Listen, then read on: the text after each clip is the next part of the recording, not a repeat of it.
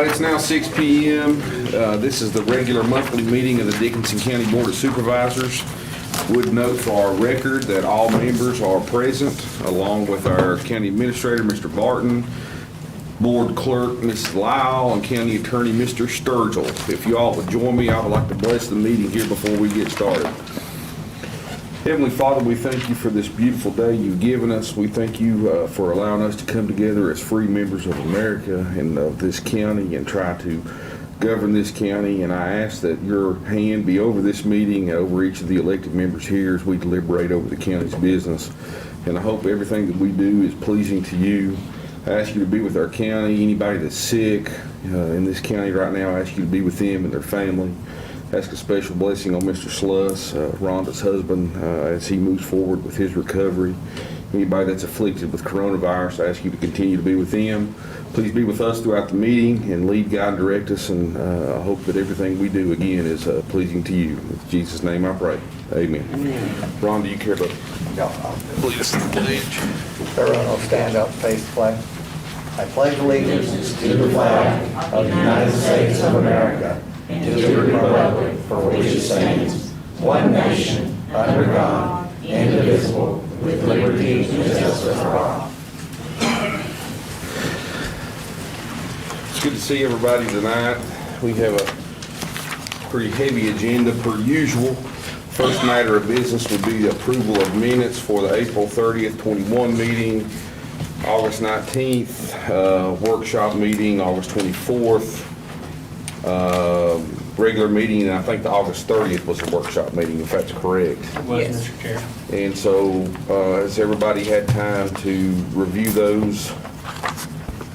And I would like to thank Teresa. I know she's wrestled with some of these for a while, and she's done a very good job per usual, and I appreciate her getting those to us, and all the work she put into that. So, is there any motions to approve those minutes from those meetings? Mr. Chairman, if there's no corrections from anyone, I make a motion that we approve all four of those.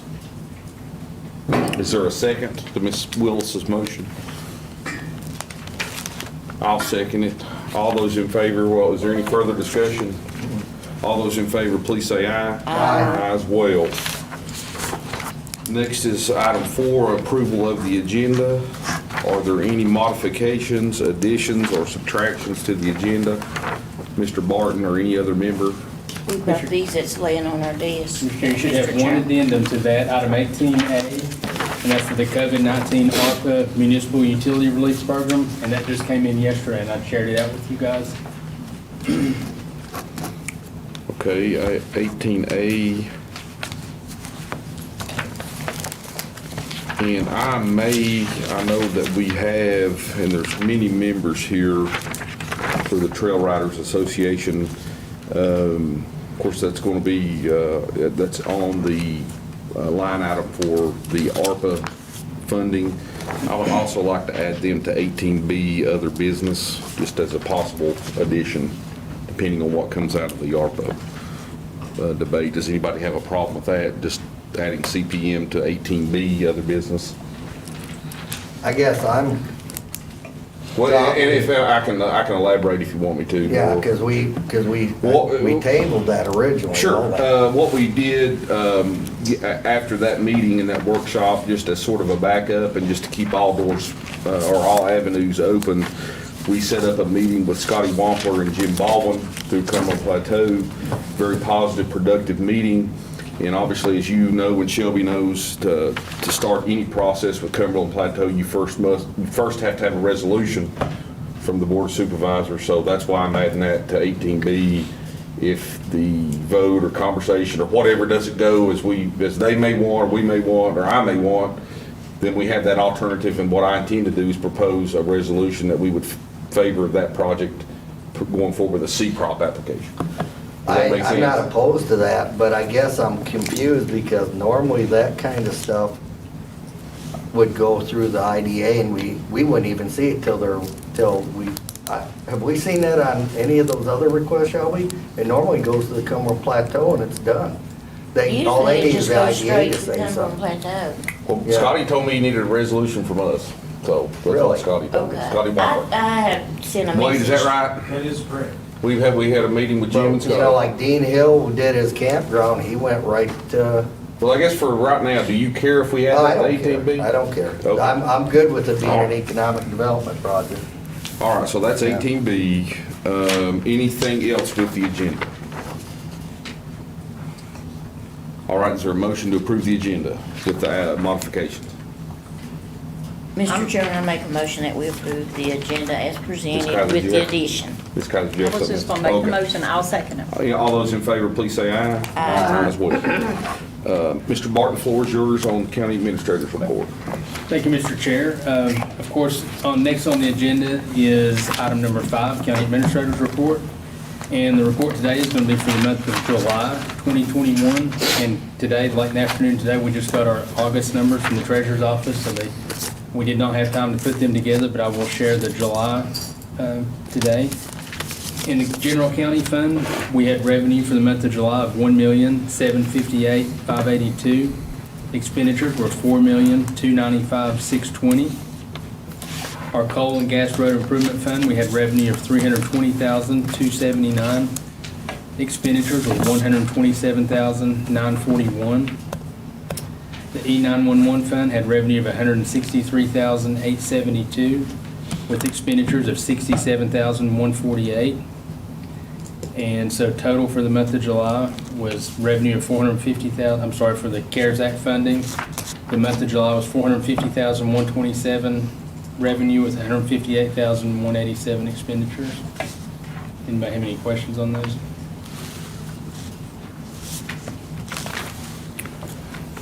Is there any questions? Is there a motion to approve the administrator's report?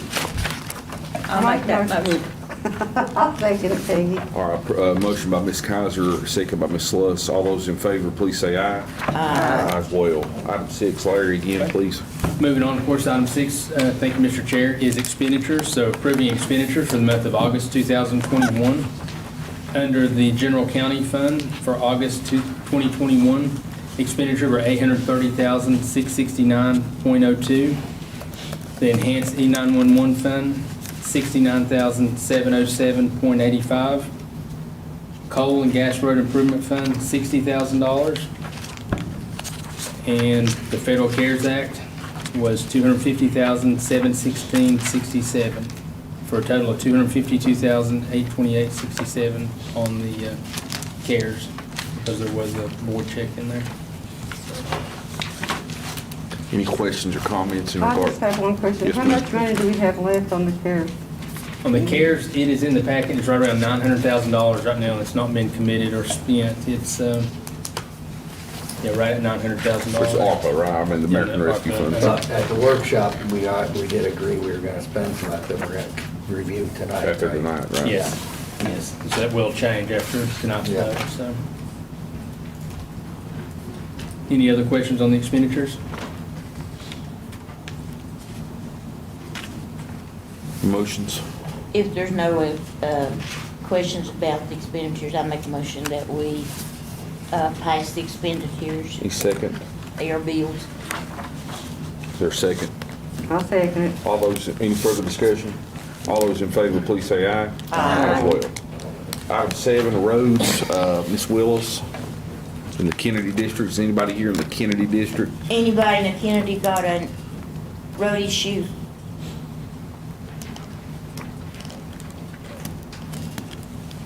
Whenever you're satisfied, Ms. Willis, If we'll move on. no one's got any, I'll go ahead, Mr. Chairman.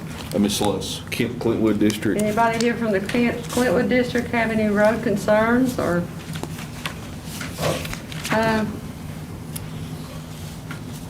We were talking about earlier about the Rosebridge Road, and reducing the speed limit. Well, of course, that's the first place I ever lived, was right through there. People fly through there, especially with schools going on, schools let out. It's a 55-mile-per-hour speed limit. We need to reduce that. I think y'all know, it's right before the radio station. You know the road I'm talking about, Josh? Mm-hmm. And it's on one side, Clintwood District, and the other side is the Irvington Irvington, District. right. You'll have to have a road study done by VDOT.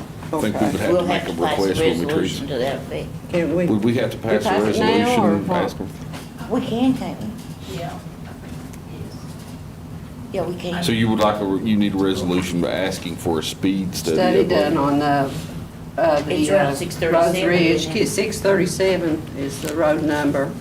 Do you want to make that motion right We'll now? have I'll to make give that. Teresa some details on it when she gets ready to do it. Okay. I think that would be appropriate to do now, if she'd like to make that motion.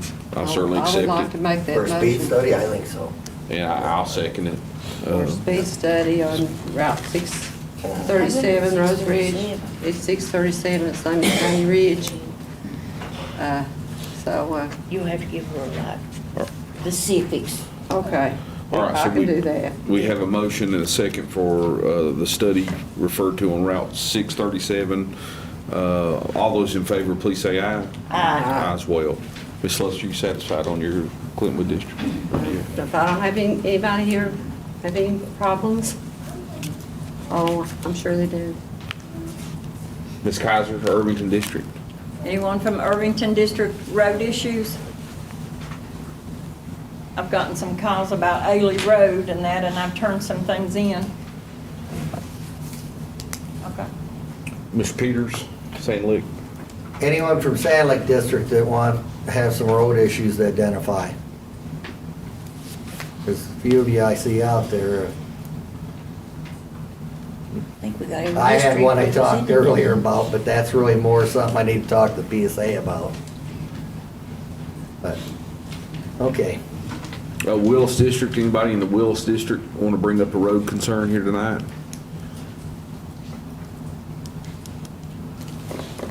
Hearing none, we'll move on then. This will be the public comment portion of our meeting. Emphasize that please state your name if you desire to make a public remark. Please state your address, and you'll be given a 3-minute time limit. We do try to stay pretty close to that 3 minutes, given that we do have a lot of business to conduct. So if you could, just please keep your remarks close to that 3-minute mark. But if anyone desires to make a public comment, please feel free to do so right now. The podium is right here. And we also have a phone line open for remarks to be given telephonically. That number is 276-333-0357. Mr. Gill, Okay, I'll go keep ahead. my comments brief. Most of the time I come over here complaining about everything, but tonight I'm going to attempt to thank you all for the work you done on the road during the time of my brother's passing. I don't want to leave nobody out, but Peggy sure was a help to us, and we sure do appreciate it. His wife is still bad off, and she would have been over here tonight instead of me. I want to thank the Sheriff's Department for the police escort to the cemetery. And Rick Sheriff, I'm going to thank him for the great service he did for my brother. You'll never be forgotten. Thank you. Thank you, Larry. Thank you, Larry. Anyone else? Yes, sir. I'm Wade Rose, live Caney Ridge, 7498 Caney Ridge, and I'm representing the Cumberland Pine Mountain Trail Riders today. We have several members in our audience, and hopefully I will get to update the board on a few good events that have transpired in the last few days since we last spoke. Right now in public comment, I would like to state the importance of Cumberland Pine Mountain Trail Riders, the importance of the equine industry to our county, and what we can make it as far as tourism. We have several members here from the Cumberland Pine Mountain Trail Riders, and if I could ask them to come up and share. We have Hayden Archer just looked away from me. Hayden just won a really nice title in speed racking. He had to go all the way to Alabama to do that. But I have Hayden in class every day, and it is a treasure to have him in class. I shouldn't say that too much because he'll be wild tomorrow. But why you saying excited about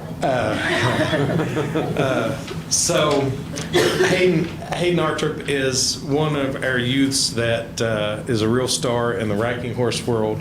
And we have, the thing is here, there's a whole list of them. You can almost, it's kind of amazing, it's generational here, that we've gone generation after generation after generation of people selling, buying horses, showing, generating income and tourism for Dickinson County. So if some of my fellow members will come up and just tell what you think that we can be with the horse industry, with the facility briefly, it would certainly be, I'm sure it'd be enlightening to all of us if you would do that.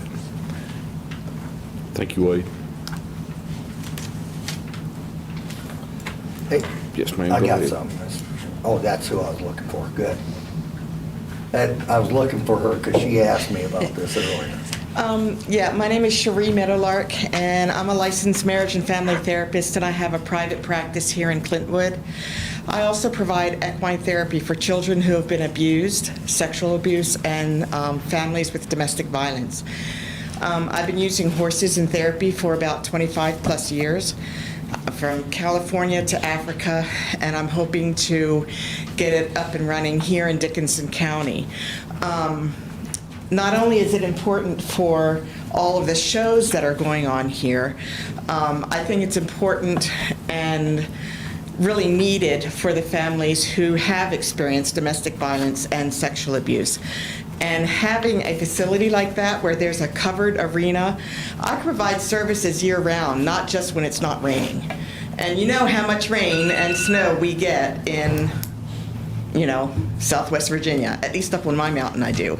And so if it's raining or snowing, I can't provide services. If we had a covered arena and a place where I could go and work with these families and these kids, it would be awesome for this area. It would just provide healing, much needed healing for the families that experience this. Thank you. Thank you.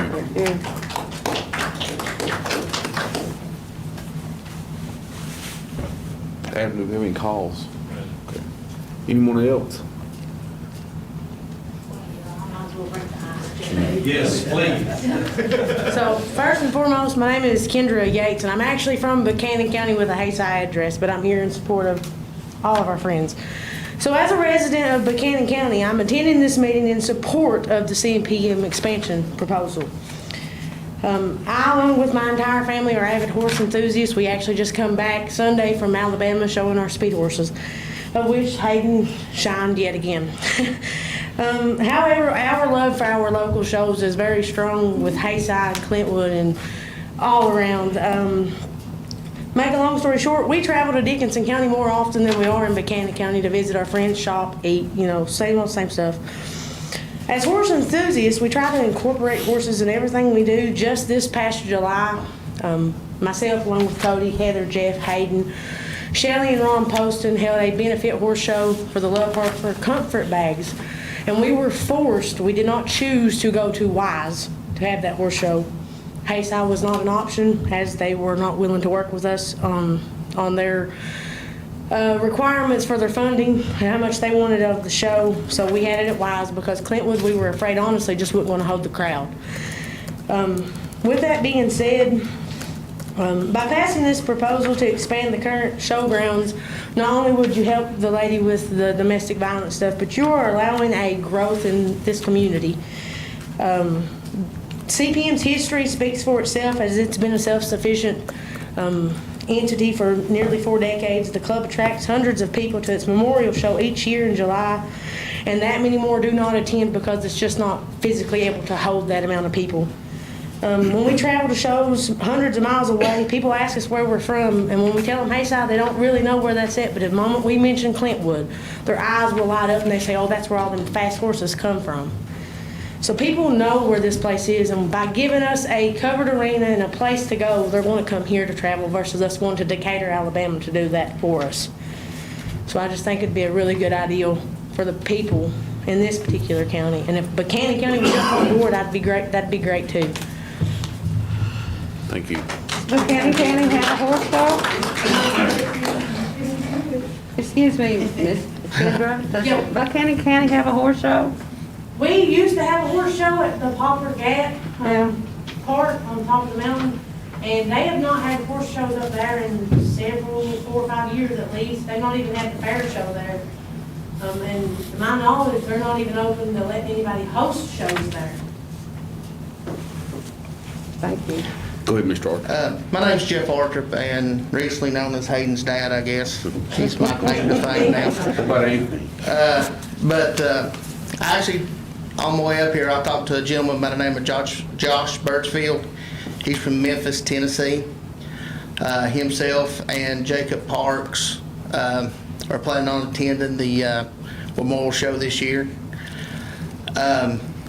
Jacob Parks, he actually runs about a $500 to $1 million business from horses from this area, descendants from this area. Sells them to overseas, Germany, Israel, United Kingdom. So we have the opportunity to tap in to some of those funds and bring that money to Dixon County. And as everybody knows, our businesses need all the help they can get. So we really would appreciate y'all's support in the efforts to help the equine business here in the county. Thank you. Well, what are you saying? You saying this man, horses that are raised here, he uses Or this? descendants from here, Or yes. descendants from here, like Rick Mullins' horse? Yeah. Racking horse, I believe it was a racking horse, wasn't it, Rick? And there's also a lady, Maria Perry Perez from Alabama, Fleetwood Johnson, Tess Williams. So he uses descendants from these Yes, the horses? horses from Dixon County, Particularly Steve Wright's Rowdy Rawhide yes. Steve from Wright. south of the mountain. I don't know him. Okay. I know Rick's horses. Steve Wright's got several. Well, maybe your horse too, that won. I mean, Well, it was Kendra's horse. well, it was equitation, but it also, One of them was Kendra's horse. it was equitation, but it also was the horse. But just a little tidbit of knowledge, there's more speed racking world grand champions that came from Dixon County than any other county in the United States. Well, I didn't know that. This area is known as the racking horse capital of the world, speed world. And that's something that we can tap into. We, They won't have down in Mississippi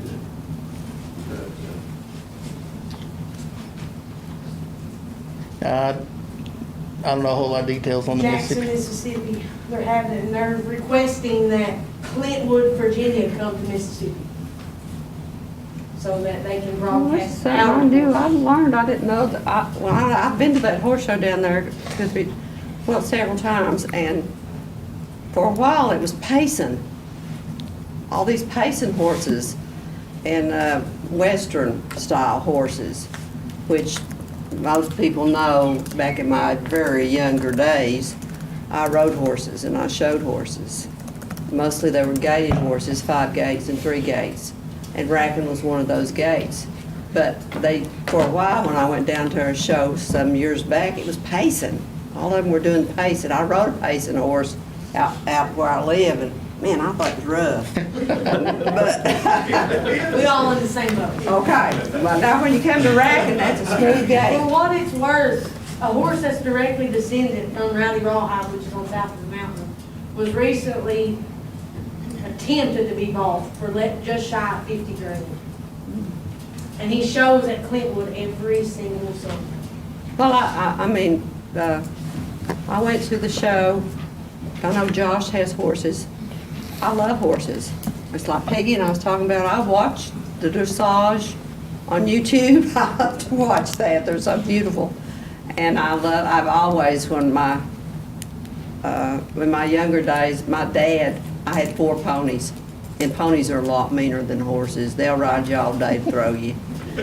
And I've been throwed, kicked, and everything. And I love to show. I love 3-gated and 5-gated horses. That's my favorite.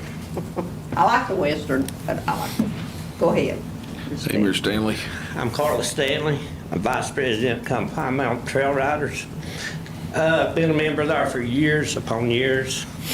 And not only are they talking about these horses, our ancestors and stuff, and the ground champions and stuff, but trail riding. Trail riding, let's go to trail riding in Dixon County. Let's talk about our views of the mountains, of our waters, and that type of thing. I feel with this facility that we'll be able to draw more people because we have a facility just for that stuff to be done. And another thing that they brought up and so forth here is they're talking about where else in Dixon County has 13 states and 2 countries been noticed at one horse show.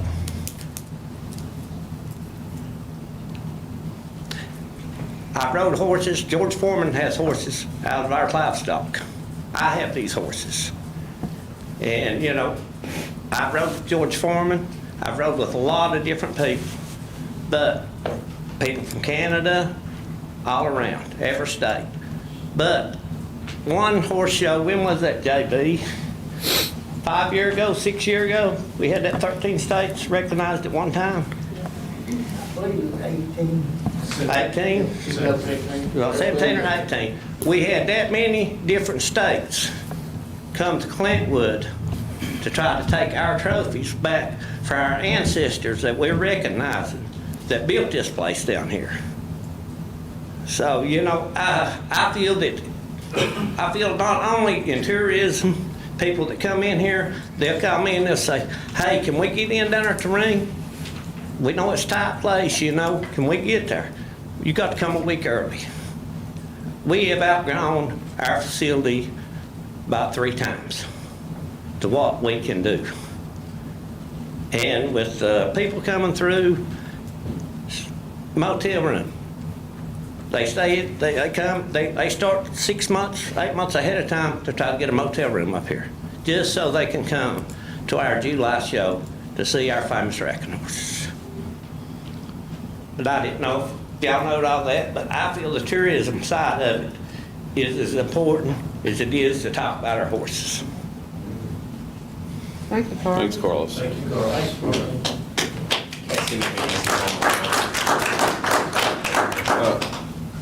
You ready?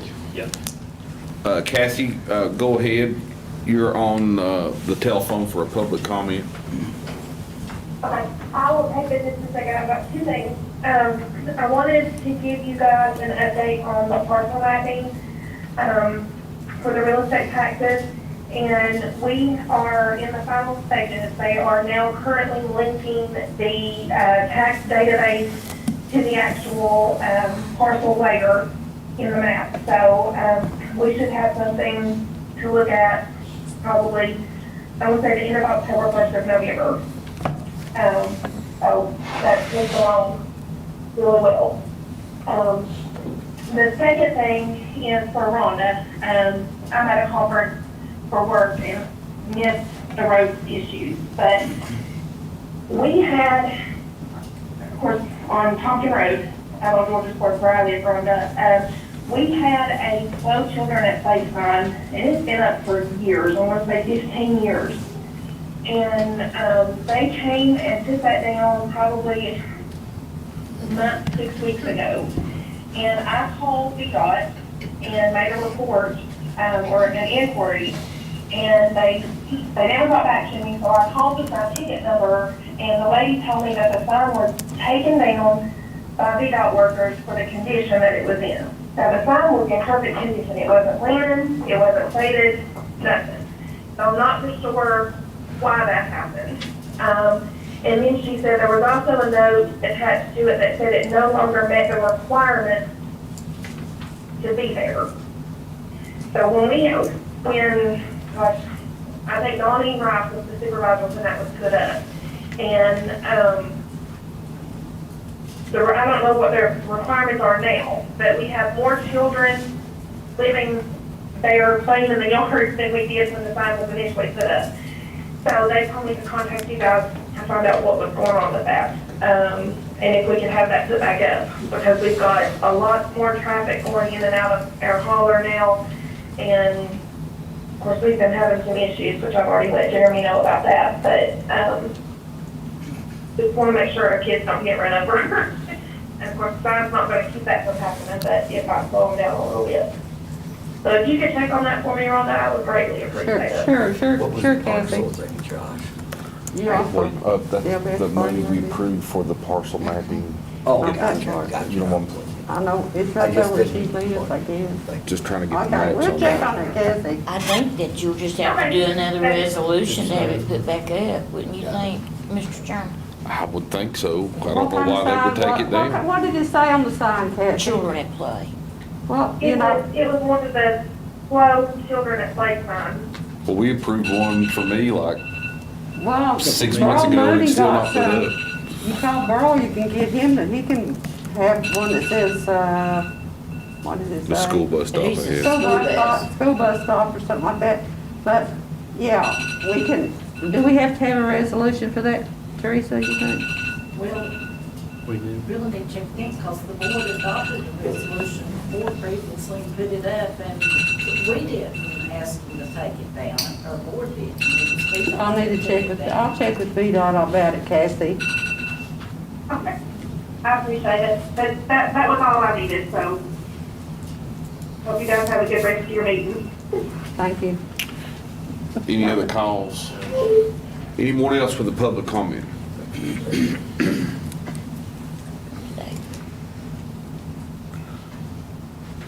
Hello, David. Mr. Yates. Nice to be back. Is it really? Yeah. You want to swap back? I get to sit on this side. There's It's a a lot lot more fun better. on that side, David. Yeah. David Yates, 306 Travis Stanley Road, Hayside. I'm here to speak on behalf of the Hayside Kiwanis Club application for COVID funding, grant funding.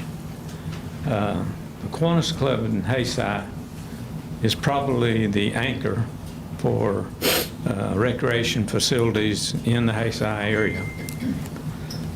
We have the horse show rink, and to support comments from the riding club, the fair had a horse show event a couple of weeks ago. We had horses there from London, Kentucky,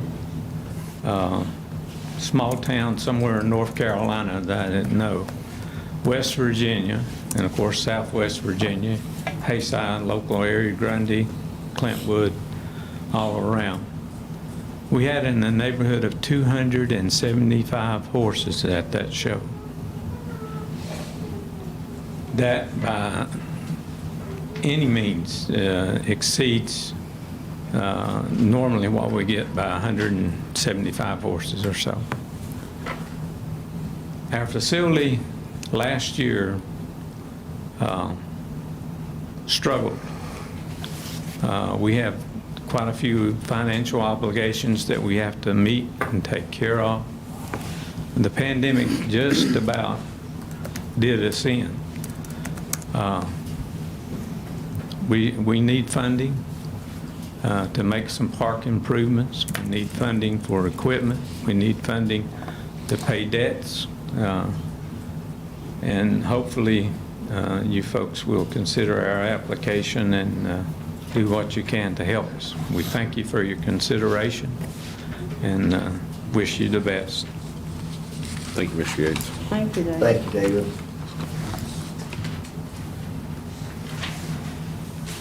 Anyone else?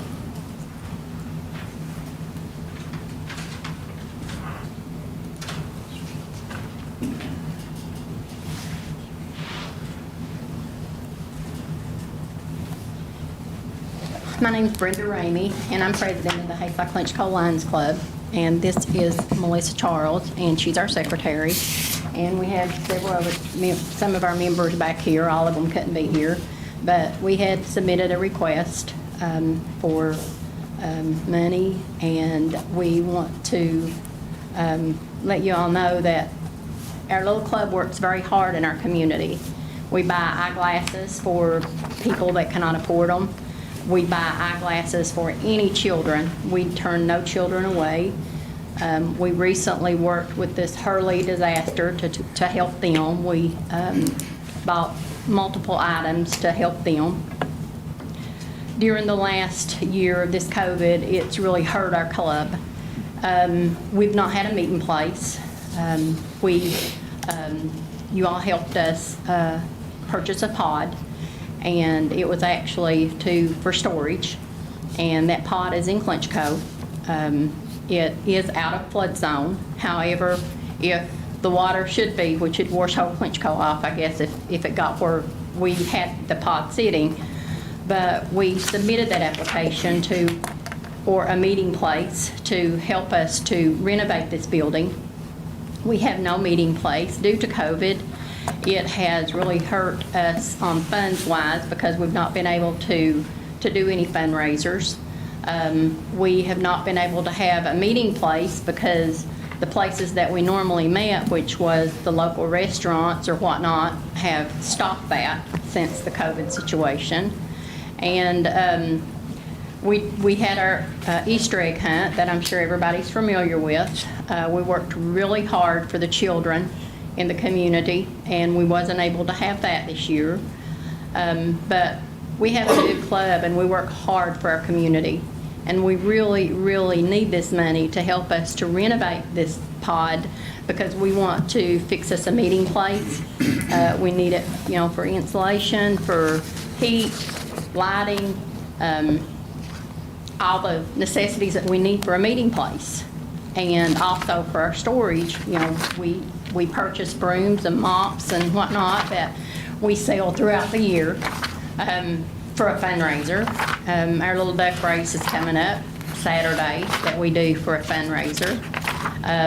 But again, we work really hard, and not only do we do those things, we do many more things for our community. That's just sort of a sketch. And I think our secretary might have a few things that she wants to add in. Well, one of the biggest things that we would like to have is some privacy.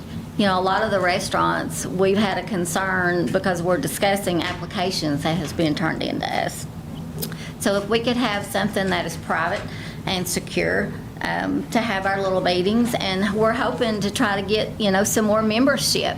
A lot of our membership are aging, as we all are, and we want to attract some new people, get more involved in the community. We're trying to find ways to actually help the community in more ways. But anybody can reach out to one of the club members. Like I said, we have the duck race coming up, and that's really our only fundraiser this year because of COVID. We've just kind of been stopped in our tracks, as most people. But if you all will consider us, we greatly appreciate it. If you have any questions of us? May I ask, is the Clinch Cove Community Center, is it available to you all?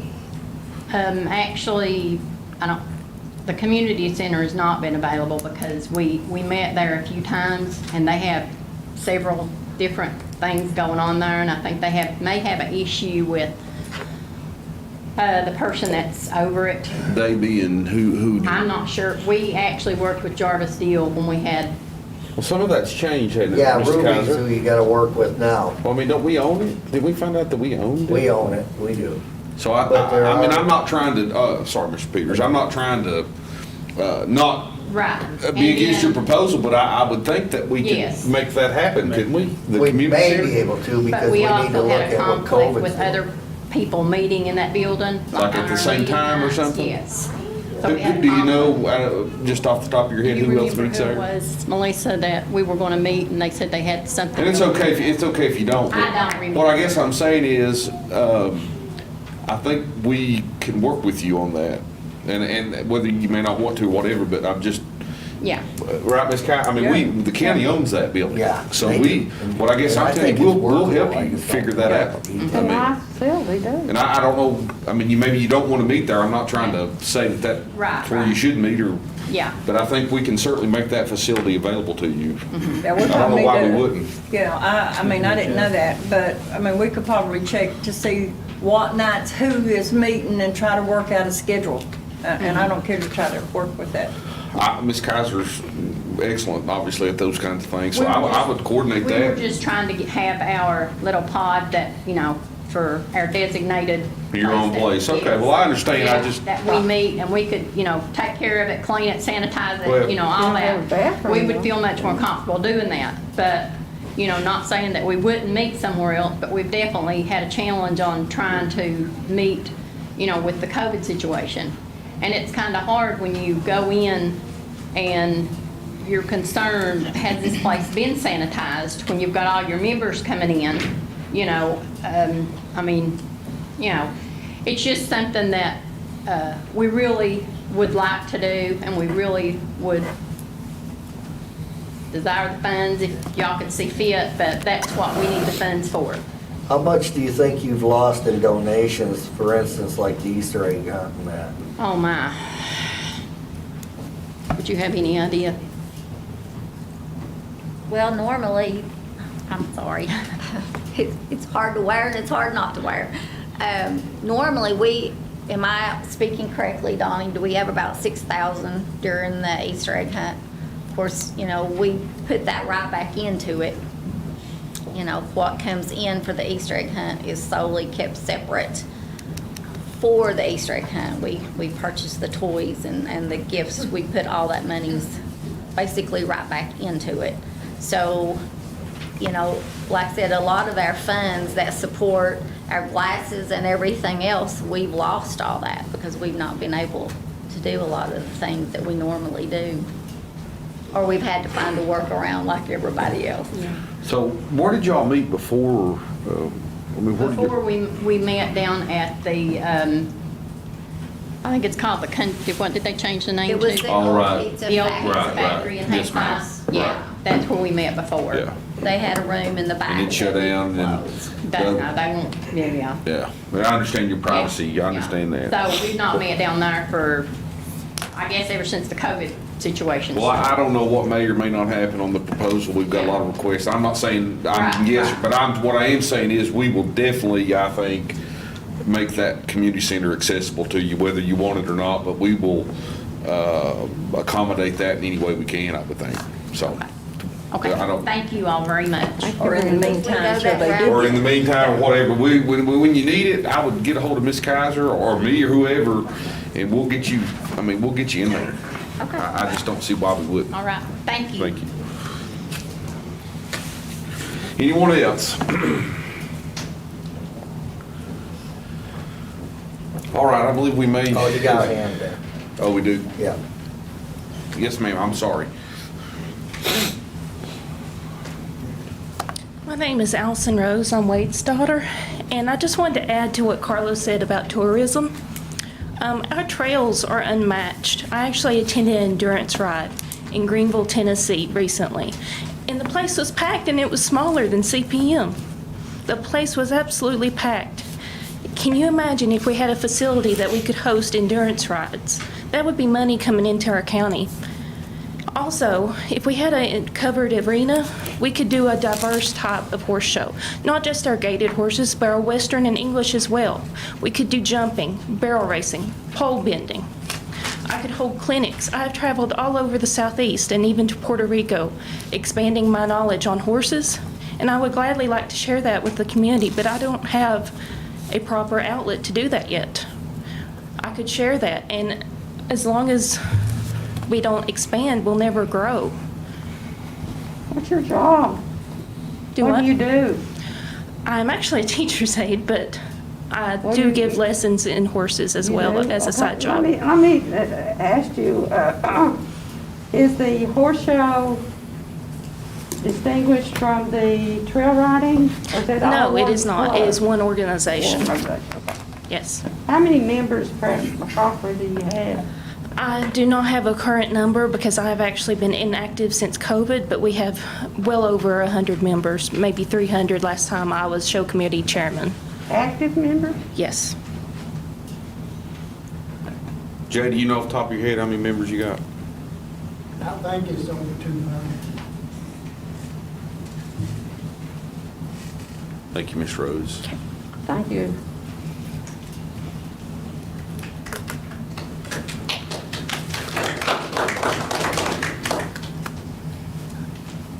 See grandmother back there. My favorite teacher ever. I'd like to add one more thing. Kenny Mullins is sitting here, and he's one of the first ones that started this. Yeah, he For is. 40 years, this club has went on. What else in this county has went on for 40 years? And kept it together, and we're still trying to do it. We have to conclude this in about 30 seconds. Sure, Wade, and y'all have another opportunity on our agenda, but go ahead, sure. These folks came and supported this, and I'm more or less letting them know what's going on here. We're gonna update you all as to what we've done toward getting grant funding, and they've come in support of that. And of course, I'm gonna ask you in the other business to form a resolution for the Cumberland Plateau and some CPROP funds.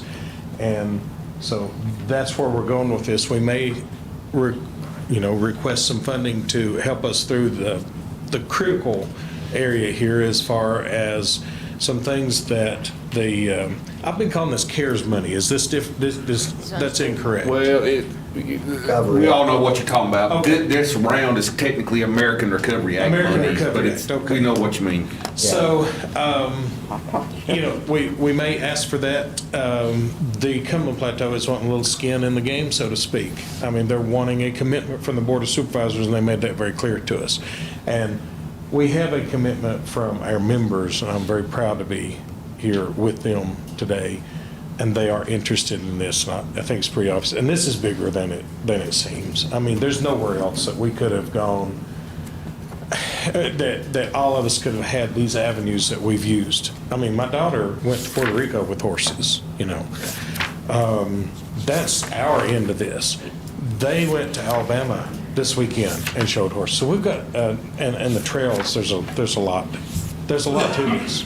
A lot of money spent, And I think David Yates actually highlighted the need even more. Their horse show, the Dickinson County is a horse country. We are racking horse country, yeah. So, all right, thank you. Thank you, Wade.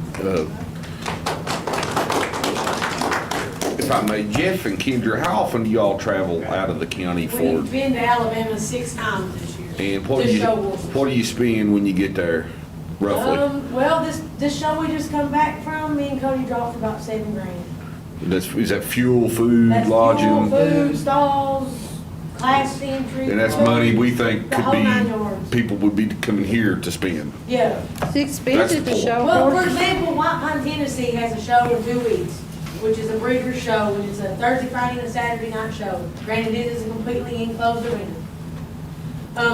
When we go down there and show, they've got 4 classes for us to show in those 3 nights. It costs us $100 to get a camp spot, it's $50 a horse for stalls, and it's $50 for every entry fee we pay. But do you get out to eat at restaurants or get out and buy what I'm we saying? don't, I'm not the best cook, so, and I don't admit that I'm a good cook, so we get out, we just go and eat, it's a whole lot easier for us, And if you. Buy groceries. You can tell we like to eat. So, most of the horse community does. There's a lot of money that can be made from various businesses all across the board, if something like that. Because it's not just restaurants, it's Advanced Auto and Napa, places these little small mom and pop places that your truck breaks down while you're here. You're going to have it fixed. West End can fix it for you. There's various, it's not just horse specific. Thank you, I appreciate So it's like Shelbyville, Tennessee is known as the walking horse capital. Exactly. Precisely. A racking horse can be to Dixon County what the walking horse is to Shelbyville, or the thoroughbred is to Lexington. And I'll show you that letter here in a minute that the Racing Horse Association president actually called us the mecca of the racing horse. How much money do you guys turn over, Wade? Sir? How much money do you guys turn over with your show? I'm sorry, I didn't mean to cut you off, Kenny, I didn't. How much do we go with my trips? No, when you're running a show and that. How much money? I think there's more money in it for everybody else in the motels and the restaurants than there is to us, because we're a nonprofit organization. And we're just charging a few dollars at the gate, sometimes for, let's say we have 1,000 people. We're looking at $6,000 to $8,000 there at the gate on 1,000 people. Now, a lot of times when people volunteer for our concessions, they regret it because we'll do several $1,000s in the concessions because they work themselves to death with the concessions. We're running out of food this July. And don't church groups run Yeah, those we for run- you? Church groups usually run those for us. And Cupid those Chapel get, Youth Group ran it one year, and I went down there and helped. They worked me to death, I went to hell. But, So in that scenario, I think we though- cleared $400 one night, per night. but That's not the the youth thing. group or the church group or the Boy Scouts, whatever it is, they get a cut of that and then you all, Yeah, they get a so cut you of it. help support They other. actually get the lion's share. Right. We get a small percentage of that. And that's really what we're about. I mean, it's about supporting the community and having a great horse show rather than, we don't make any money off of it as a nonprofit organization. But we do generate a lot of money. A lot of money turns hands. Every horse show I've ever attended has costed me $3,000, $3,500 to go to. And Allison wore me out on it. So, I don't reckon you ever did your mom and dad. Ms. Rose. Ms. Bones, go ahead. Okay. I don't know if this mic's working or not. I couldn't understand much saying over. I'm hard of hearing because I'm a retired coal miner. Yeah, but I don't need a mic anyway. I'm pretty loud. Being Carlos mentioned me a while ago, sure enough, this club has been going 42 years. And I have hosted people from Texas, Virginia Beach, and lots of places, and took them on our trail ride on Pine Mountain. And they say it's the most beautiful scenic, unman-made beauty that they've ever experienced. This guy told me he drove in the Rockies and everywhere. I mean, here's the thing I'm getting at. When the mines shut down around here and everything, Dixon County was saying we got to depend on tourism. And we have people, I don't mean the 4 counties, Wise, Dixon, Buckhannon, and Scott County. I mean worldwide been recognized here in Dixon County and some of the foreign countries. What better chance do you have to support tourism than to jump on this and have people come in here from everywhere and spend money? And it's not something that's just an overnight thing, because there are 4 generations now riding horses and trail riding and going places out of Dixon County and spending their money. Since I started this club, there's 4 generations doing that right now. The dads and moms that was with me early, their kids was riding, they've married, got kids, and their kids are riding, showing horses. So I just wanted to bring that out. And it's not only just horse people having a little fun, here supporting sick people. My daughter died of cancer a year ago this past September the 17th. And this club sponsored a benefit ride for her and made $3,000. A little over $3,000. And that's not the first one that they done. We've done it for many.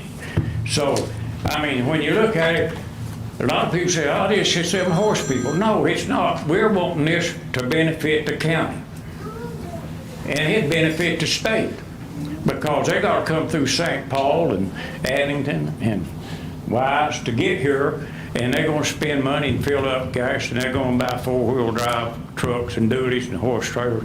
So it will help. So I think it would be a great thing. And thank you very much for my, yeah. Thank you, Ken.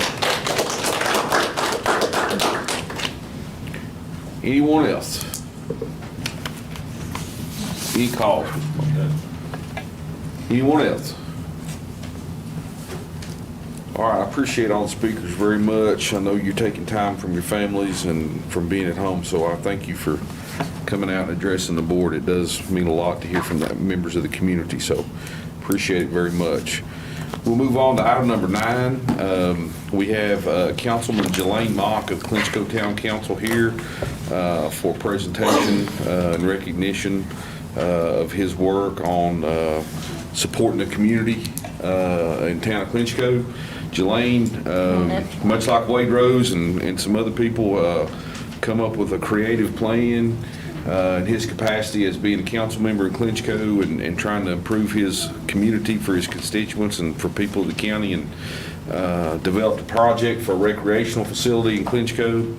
And we're proud to be able to fund that. We funded that for $51,000 and $51,040 to improve and make a recreational facility in Clinchco. And I want to recognize Jelaine, and I'm proud to present him with the check. If our board wants to stand and present him with the check and let him know how much we appreciate his efforts. I do appreciate it very much. Are we going to get a picture of him? Yeah, I'd like to. This. And this is Miss Willis's grandson, Zay. Great-grandson. Great-grandson. He attends a lot of our meetings, but Jelaine, congratulations on your hard work. I babysit every day for him. You're being good, right? Who is that? He called me. Squeeze in there, Ron.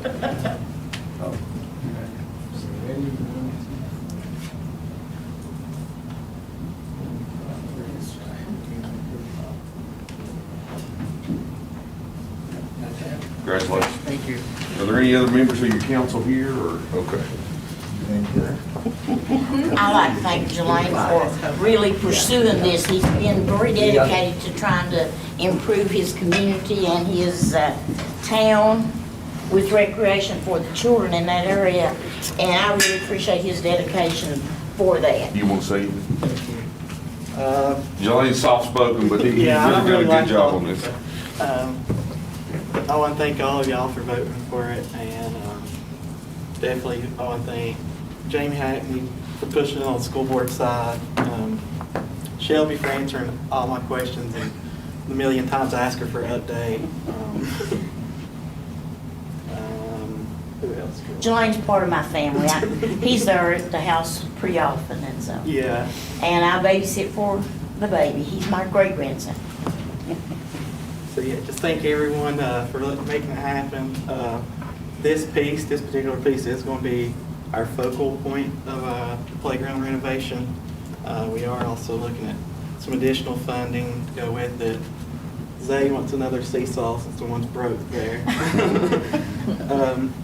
The playground that this is going on with, it was a playground, it was one of three in the 90s when it was built. This one's never been upgraded, the rest of them had. Now it's the only one left in Clinchco, so hopefully we'll get it upgraded, and Zay and many other people can play on it. John, we appreciate you. I'd like to thank all the board for helping support that. Jelaine had asked me, did he have any chance of getting any funding for the playground? And I said, well, I'll get you an application and we'll go from there. And he wanted to get the property, so I thank all of you all and Mr. Phillips for doing the research on the property. And then he left before we actually got it, and Will had to finish it, so I thank him also for working with it. So they have access to the playground, the community center, and everything now. Yeah. Yeah, and we appreciate y'all surplusing that land to us as well. Yeah, I appreciate all of them voting for it too. Jelaine, congratulations. Thank you. Thank you, Jelaine, for coming. All right, we'll move on. Mr. Stanley, you're next on the agenda, sir.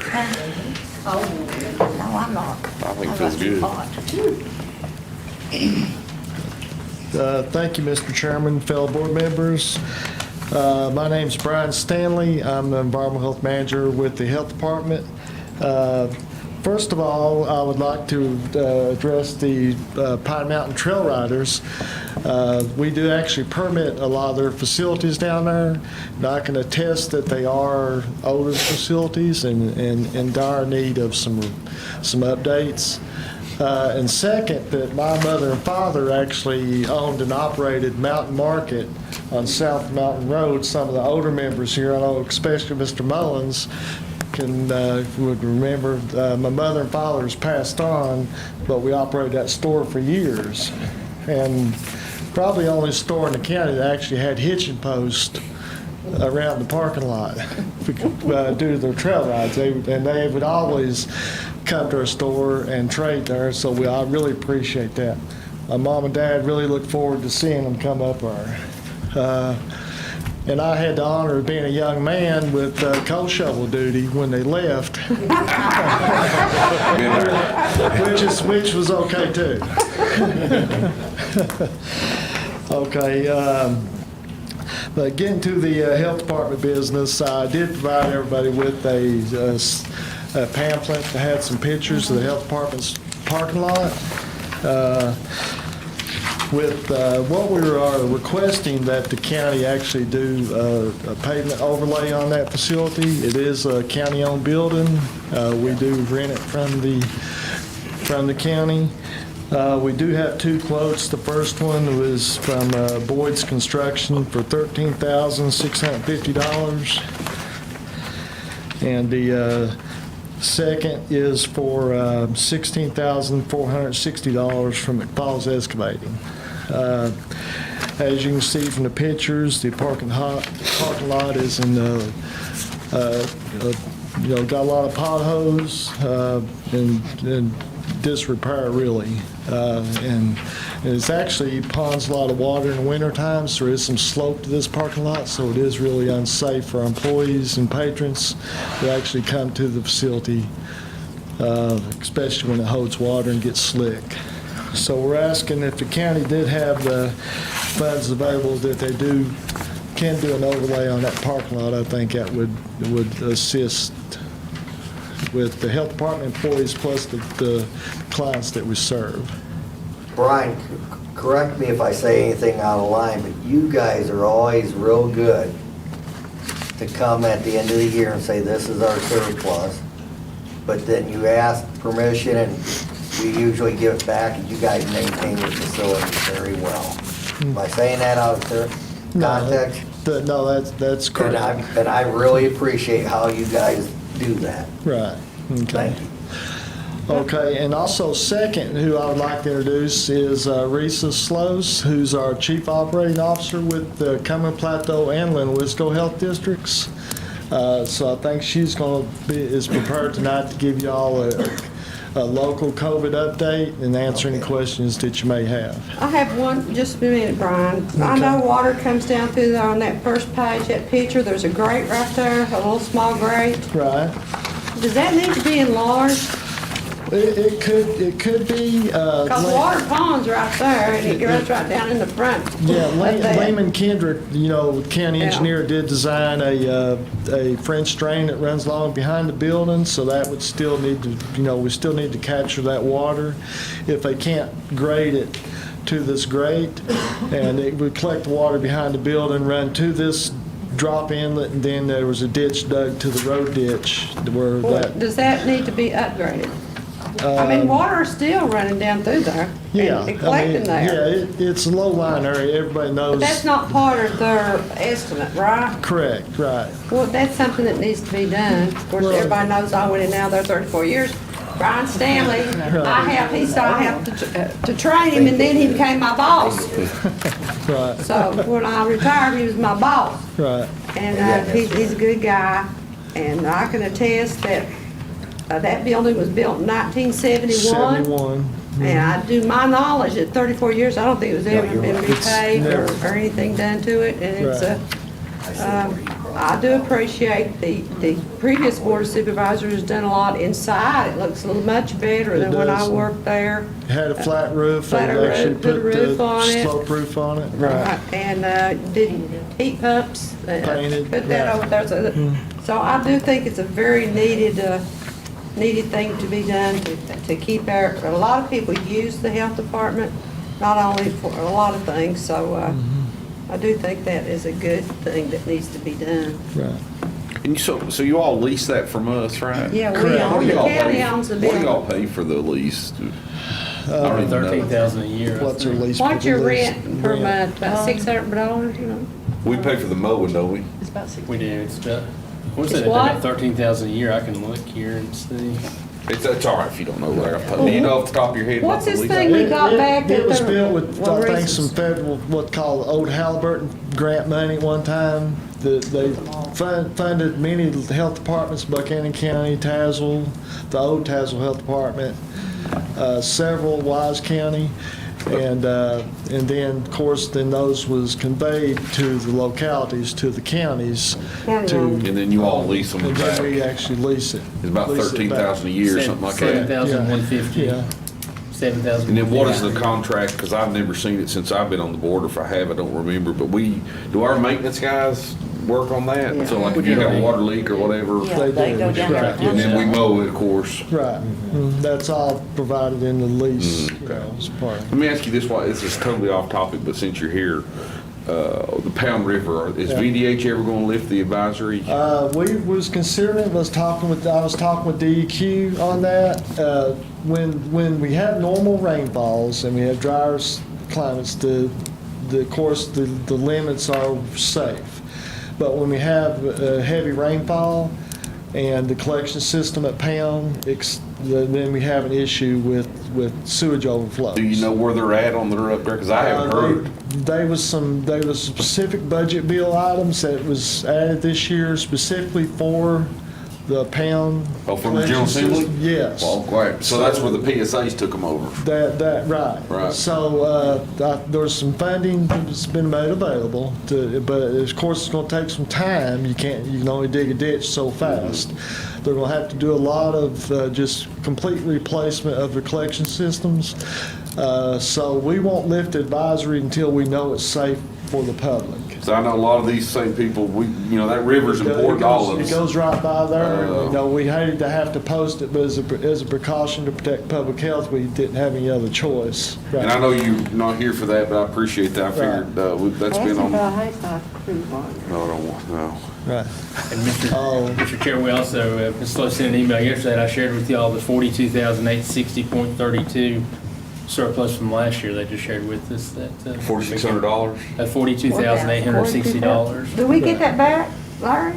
Yes. Please? Yes, she just shared it with the yesterday, and I forwarded that to you all. Right. And, of course, anytime we have positions that are not filled and stuff like that, so anytime we have remaining money, the county's portion of the health departments, then we actually return that to the locality. And I knew about the surplus, but I also knew from prior years, you guys have always been really good to say, hey, look, we really want to paint this and do this.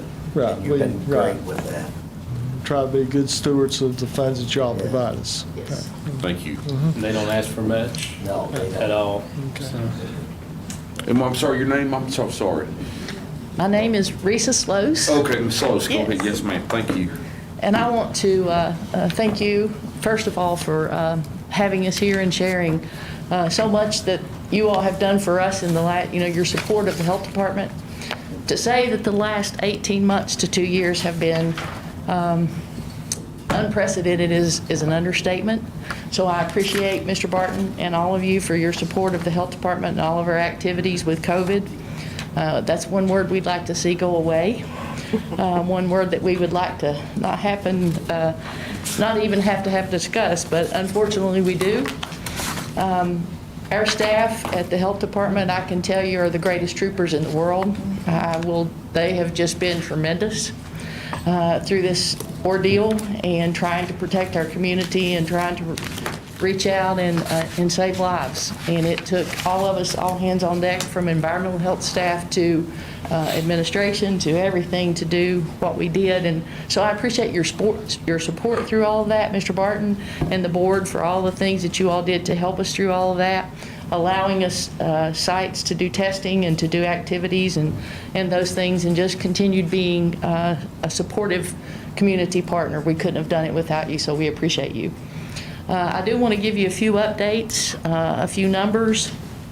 I send that report out to Mr. Barton and the county administrators on a weekly basis, giving them numbers of what's going on in our county and trying to keep everyone updated. So I want to share that with you tonight and let you know that as of September the 25th, we had 23 new cases in our county. 9 of those were teenagers, 12 to 17-year-olds that we're tracking, and that is as of September the 25th. But on the flip side of that, let me give you some positive numbers of those who have been vaccinated and that have had their first or second dose. For the 12 to 17-year-olds, we have 362 that have had their first dose and 275 that have had both their first and second dose, which is 37.7%, which is a high number for Dickinson County, and we're very thankful for that. Of our adult population, as of, it's actually 9/26, these numbers were the most recent. We have 6,909 of our residents that have had first dose, and we have 5,835 that have had both first and second dose, which puts us at 56.8%, based on a population of 14,318. So we're very pleased with that. We'd like to see it better, of course, but that's that many of our county residents that have had their vaccines, and we're doing what we can, of course, to combat this horrible disease. And I say disease instead of just a pandemic, because with the variants that are coming out, and it keeps throwing us curveballs. As you well know, we get over one hurdle and then there's another one. And it's just been a very traumatic time for all of us. So I do want to thank you for what you've done in allowing us to reach out into the community. It's been hard. There's not everybody that's in support of it.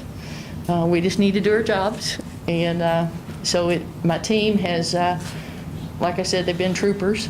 They have just done a tremendous job and hung right in there, and so I'm very thankful for them. And I'm thankful for you all for your community support and the partnership. We couldn't do it alone. COVID is just one of the many things that we do in the community, and you all have always been great supporters of that, and we appreciate you. We're getting ready to embark on the flu vaccine in our county schools and in our community, and that's always something we've done annually as well. So there's a lot of services that we provide, and we're appreciative of the partnership that we have. So thank you, and thank you for allowing us to be here tonight. Is it down past what age group now can have the vaccine? As of right now, Because I had a granddaughter ask me this evening. She's 8. the 12 to 15-year-olds, 12-year-olds is the lowest they've gone at this point. Okay. There's been a lot of questions as well about the booster shot. And at this point, CDC and the FDA has not approved for the Pfizer vaccine to be given, and that's the one that's been approved to be the booster, but they've not provided the leadway right now or the approval for it to be given to anyone other than someone who's had the Pfizer vaccine. It's not been interchangeable. Okay. Like for myself, I had Moderna, or if you had J&J or some of the others. At this point, CDC or FDA has not approved for it to be interchangeable. So they've only opened the door for it to be with those who are already vaccinated with Pfizer. And again, they've not taken that down below the 12-year-olds at this point. We're looking, CDC and FDA both are doing a lot of, they're getting a lot of push to study it. And so we're anticipating that may happen here in the next few weeks. But at this point, it has not. Any word on the booster for Moderna? Yes and no. The latest, I was in a car, I've been off this week, or trying to be off this week, and I spent this today, as Rhonda would well know, I spent from 8 to 9 on a call and 10 to 12 on another one, and in the afternoon. But that was one of the discussions that was part of what we were doing today. And they're looking, we may see that come out mid-October. And we also are anticipating, to be honest with you, they're looking at us to peak. If you've been watching it on a curve, our numbers were slowly climbing, and then they've hit the high. They're coming down. And we were anticipating that we would see a decline in that by mid-September. It didn't happen. And some of our biggest outbreaks have been some of the things that we all cherish most, like Friday night football that I love, and other things like family gatherings and church gatherings and things like that, getting back to normal life, to be honest with you. But those have been some of our biggest outbreaks. And so as a result of that, we've not seen the decline that we wanted to see mid-September, but we're starting to see it a little bit now. So we're Is anticipating. it far worse now than it was initially? Is it what? Far worse now than it was the first It year? is, and that's what I the thought. unfortunate thing, is right now, the numbers are higher than they were this time a year ago. But we're starting to see that peak, and we're hoping that they're gonna start declining as more and more people get You vaccinated. may not be, I don't know if you have access to this, how are our medical facilities postured for all this right now? They're not doing very well. They're at their peaks. I get that report as well as hospitalizations and available beds. And it's pretty, as a matter of fact, you And know, they're in those of amongst- us in far southwest Virginia, we often want to think, and we would travel to UVA to get service. Well, UVA's calling us wanting to know if we have available beds. So that's, And I'd heard Tennessee's even put beds in Norton, put people in beds in Norton. I guess, I'm wondering, is there things that we need to be looking at to help the hospitals and stuff?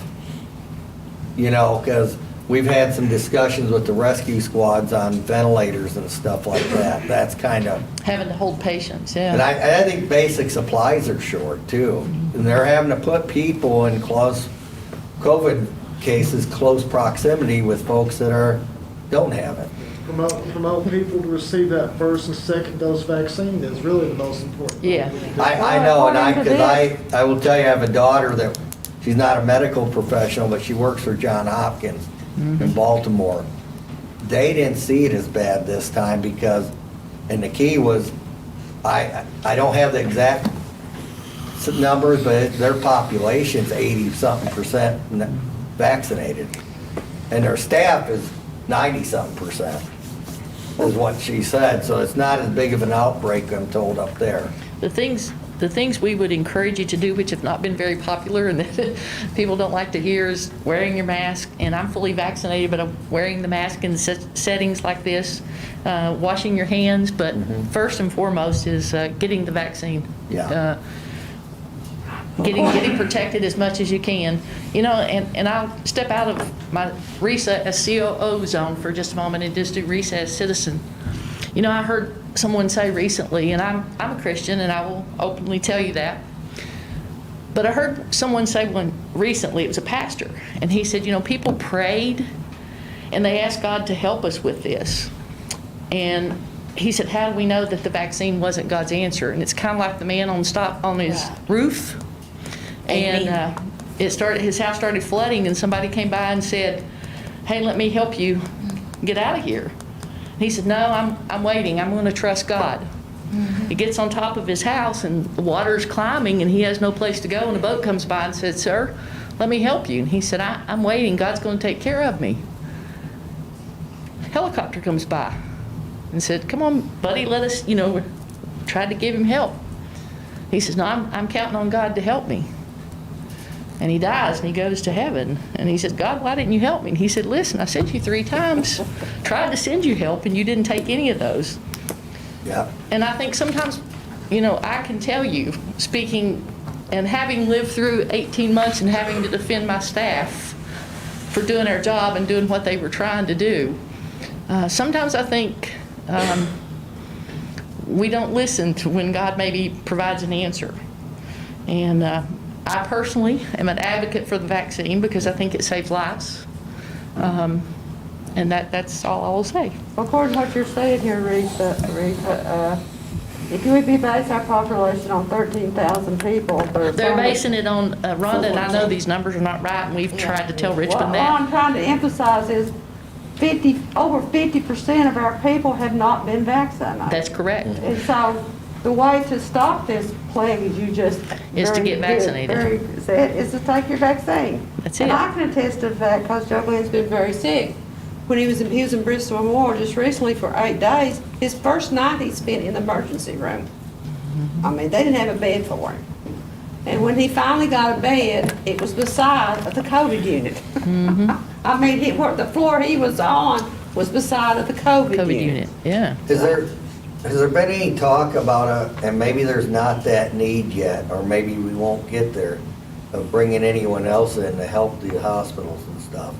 I'll tell you, my mom lives down in Houston, and if you're ever down there in the medical facilities, they're unbelievably great, you know, and she had to go to the emergency room the other night, and that consists of being put in a tent for 5-6 hours. There was two I'm sure tents a lot of the hospitals have mutual aid agreements with their neighbors, and of course, if they got to that point, they would request that through their EOCs, and that would go up to. Well, that's actually a two-edged sword. Until the governor declares a state of emergency, you know, a lot of people have said, well, why won't they bring the National Guard back? They won't until And they cannot until there's a national, until So it's how many declared. full-time nurses do you have working at the Dixon County Health Department? Do what now? How many full-time nurses do you have working at do you need more personnel? Yes and no, and we have contract staff. We do, but we need more vaccine. I think I just remember there was just 2 full-time nurses. Is that right? We have 3 now. Well, we have two RNs. What do you need? What help do you need that we might could offer you? Community outreach workers. Community outreach workers. And health educators that And can go health in educators. and then vaccinators. So that's not something that we maybe need to look at, Lori, helping them with, I know. We have 2 What about full-time these RNs and contact an tracings? LPN. Are you doing contact tracing? We are case investigation and contact tracing. Well, I know my sister recently had 2 that were quarantined. They called my house. It was a week later after they called my house. Yeah, 'cause Do you we're so need many. more people to do We that? do. Yeah, I thought you did. Yes, ma'am, we sure do. Need a lot more help. But Rhonda, what I was going to tell you about that population, we know these population numbers are not accurate. It's 14,318. Yeah. And that's higher than That what we would know help a we little have. bit, yeah. Yeah. About But, 50%. really. yeah, we've got 56, we're at 56.8%, but we'd love to see that at least Yeah. 80, candidly. you know, my wife's a nurse, and so I see things that what the ballot's doing and stuff, and right now they're reaching out to their employees and offering them incentive to work, because they're getting burnt, the workload is horrendous. And I guess the thing that surprised me on this is, so they're encouraging someone to work every day in some cases, but I would try to incentivize some of the employees to just do it, you know, when they can and that, you know, because like my wife, they'd call and she would, okay, she's normally day shift worker, it's the middle of the day, she'd have to lay down 3 hours and go in and work a 12-hour shift. And she doesn't gripe about it. She's there for the patients, but there's a lot of people that don't want to do that. They just want to do their 3 days and incentivize them to do a few of them so that we don't burn out everyone at one time. I can tell you for 18 months, my team was working 24/7, and I truly say that because it was all hands on deck, and it was Saturday. We worked December 26th, that Saturday, and did a pod in all of our locations we were working. So they were, we're worn out, to say the least. They are. But they never complained, and that's why I said I have the best team. Well, part of their troopers. They just did fantastic. Part of their workload is too, after the first year, they wanted to give people time to kind of decompress. And if they wanted to go on vacation, and they did. So then that creates a problem, but yet they needed it, you know, so I'm not criticizing here, I just gotta be careful we don't get it to what it was before. Employees that work with public health, they have a heart for public service. health, for service to the people, and you can tell, and that's Yeah, what most of yeah, our employees are.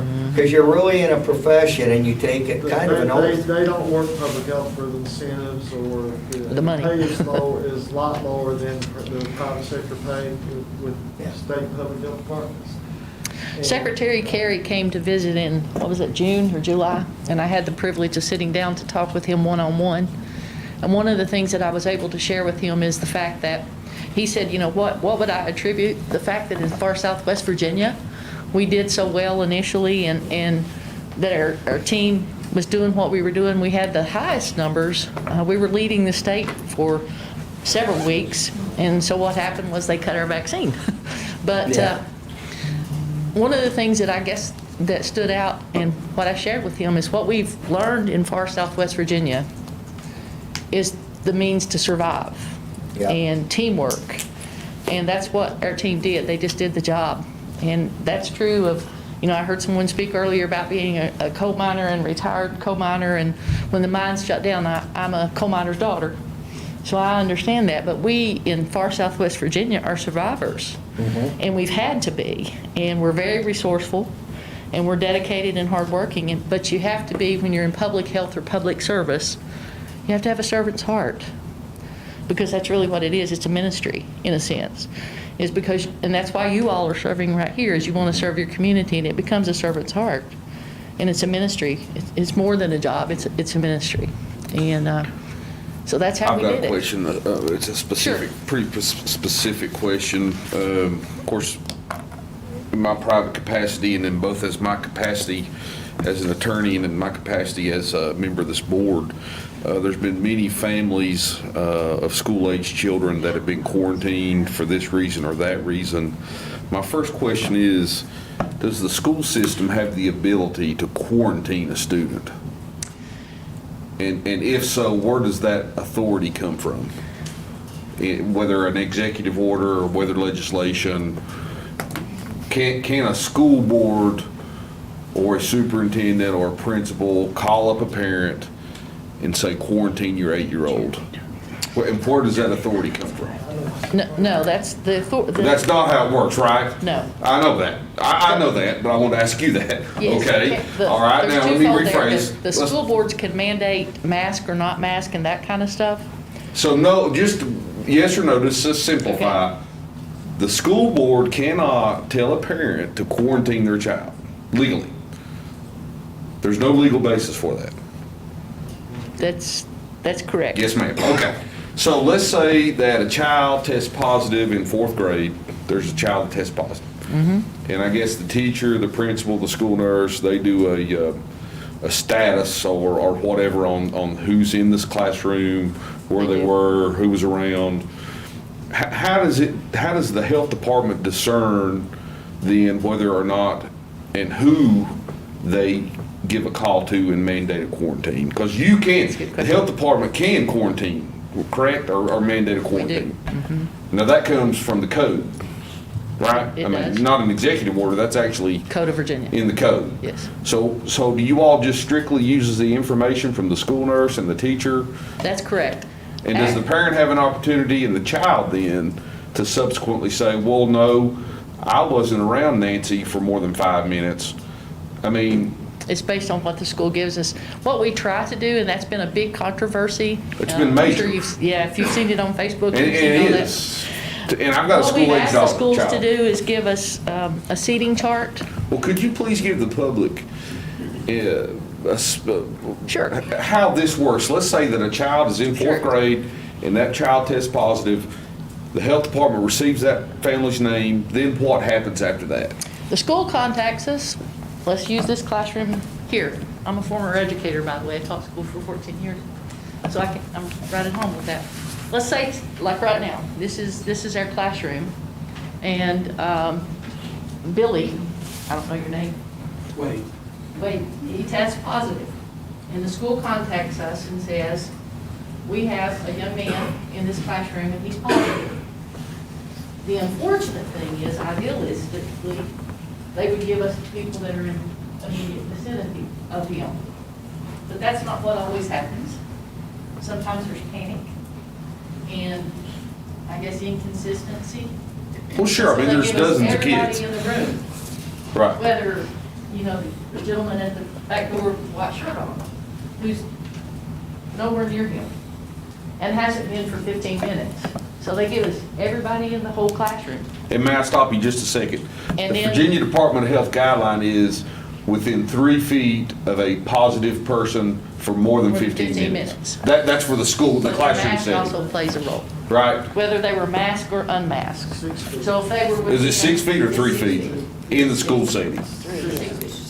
But the key is mask or not mask. Whether or not right. Mhm. So if they were sitting there and they weren't masked, then that puts a greater factor. That expands it out a little bit. And we know with elementary kids, guess what? That right there, because I did it a while ago, I had to breathe. So what if, okay, so Billy's there So when they waiting. give us the names, Right. and they give us everybody in the classroom, then we have to quarantine everybody in the classroom because we're not there, and we have to depend upon the schools to provide us the list of contacts. The other thing, you wouldn't know what they did in the hallway too. So you And so we quarantine the have- whole classroom? We've quarantined whole classes because that's what They're we've not got. doing that, are they? Pardon? Yeah. Yeah, they have. I can mean, tell they you, just, if well, somebody, they say got Because 20. we've done whole I know ball my teams, sisters et had cetera. 2 quarantined. Because that's what they gave us, and we're not in the So you classroom. quarantine, if you got one person there that's got COVID, you got 20 people, 20 children in there, If then that's what they everybody's under quarantine. She's saying if, depending on what the school gives her. If the school tells us who's contacts, because we have no way to know that. Right. So we depend upon them to tell us Well, what do they do? who the contacts are. But the So point when they give us I'm, that list of names, then we call them, and it's been very hard because parents say, well, my son sits in the back corner. well, that's the not point, true. the point I'm trying to emphasize for the public, and what many parents don't understand, they're not lawyers, they're not physicians, they're not, but the school board doesn't do the I don't know where that is being missed in Dickinson County. I don't know if you all are not calling them, or if it's the administration that's calling them. And people have wanted to hire me, say, I want you to hire me, my student's not, or my son's not quarantined, he's gonna miss football, he's gonna miss volleyball, she's doing well in school, we don't wanna take her out, she's finally got her grades up, whatever it is. And I say, my first question to them as a prospective client is, who called you? Because the school system cannot and does not have legal authority to quarantine somebody. They send notes home, don't they? So it has to be you all that would call them, and I'm Ms. Slose or whoever from the health department, our information is you need to quarantine. So that's a legal quarantine. Yeah. And I'm not trying to debate you with it. No, I think it's good information for yes. the public to know how this works. It's Related been a to- major issue. related to this, Josh, I gotta ask something. When you make those contacts, you're also questioning, okay, who were you around that day? Not necessarily in the classroom. I would assume you're saying, well, I spent time with this kid, and that pool of people grows. I mean, my granddaughter in Tennessee, their daycare was open 2 times or 3 times longer. They were closed down 3 times more than they were open last year. And I'll be they candid still with you, are. we've known sometimes that we've had to quarantine people that was probably not needing to be quarantined, but it was based upon what the information that we There's had. a risk and you gotta We check have to it. go by it. Yeah. There was one new law legislation passed this year, and I think it has the expiration date, Josh, on that requires, I'll check and email you the information that requires them, I think, the school system to follow the CDC guidelines, which made it pretty much across the state consistent. That was passed by the General Assembly. I'm pretty sure there's one law passed this past General Assembly that required that for the school system. So I'll email you that information. If I ain't misspeaking, you know. So you think that legislation would give school board the ability? It may. Let me do some research on that. Because I've not found it, I'm not aware of it. I know what you're asking, and I'll talk to we handle the environmental complaints mostly what deals with COVID.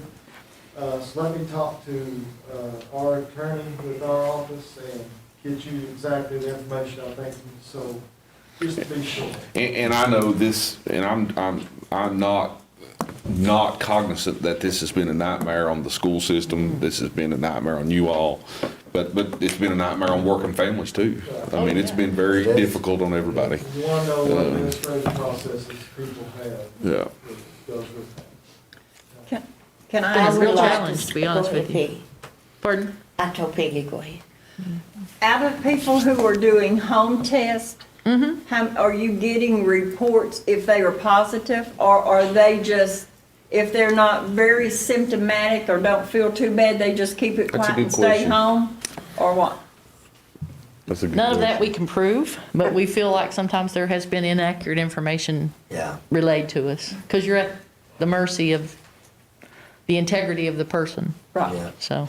Yeah, I mean, if you, well, I mean, and you can certainly empathize with a person that's living month to month and they are positive with no symptoms. Do they go to work and try to pay their bills or not? I mean, that's a tough, Daycare's a problem. and child, it's tough on Daycare's a everyone. huge problem. Yes, daycare and childcare and Need more people vaccinated. more people vaccinated and, you know, and with our kids, you know, the ones who are not old enough yet to be vaccinated is the mask. And that's hard for children. It's hard for adults. Well, I appreciate this has been good. Ms. Willis, you have something? Yes, I did. I wanted to thank Brian and you, everybody down there. I've had to call several times. I have people ask me to call for them. And you all, I know you've been overworked, but everybody has been so nice.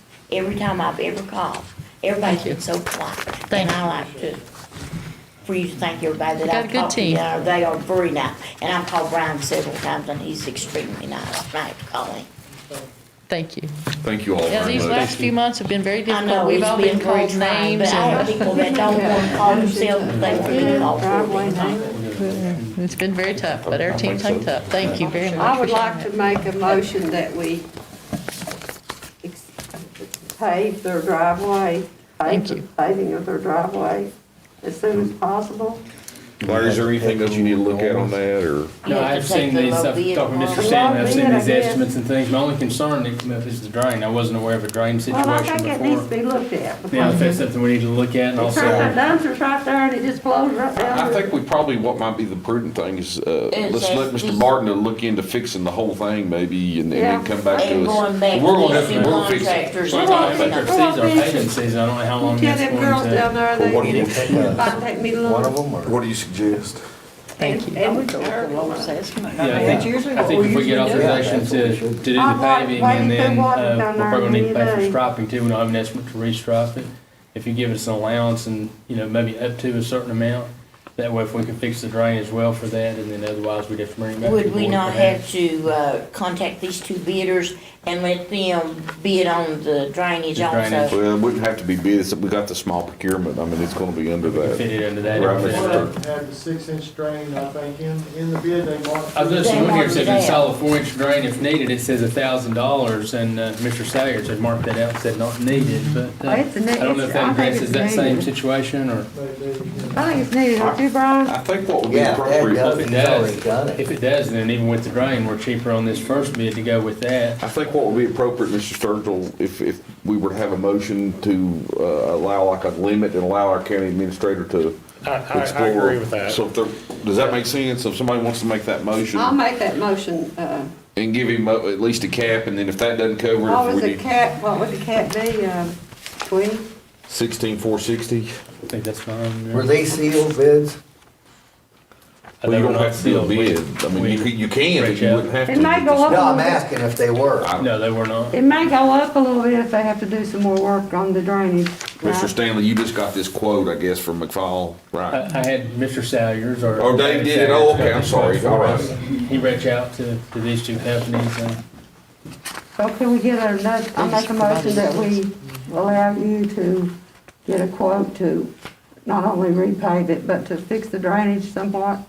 Well, I think the motion would probably be, we need a little more authority than that. And I'm not telling you what motion to make, but Well, I think the giving Larry the consensus of authority. us is to give Larry authority to get this Yeah, done. giving Larry Up to Up to a certain amount. Up to 16,460 is the highest 16,460. Right. So do you want to make that motion? I'll make that motion that we give Mr. Barton the authority up to the 16,000. 460 is the highest bid, so Whatever. 16,460. Ron, does anybody have questions about that? I think that's sort of the heart of what we want to get done, right? Or not? So are you gonna ask these two contractors what they would charge to do the additional drainage? I'll probably reach out to the lesser of the two to see what they'll do for the drainage as well, because we'll have to still do the drainage and the striping back to the 16,460. parking lot. Yeah.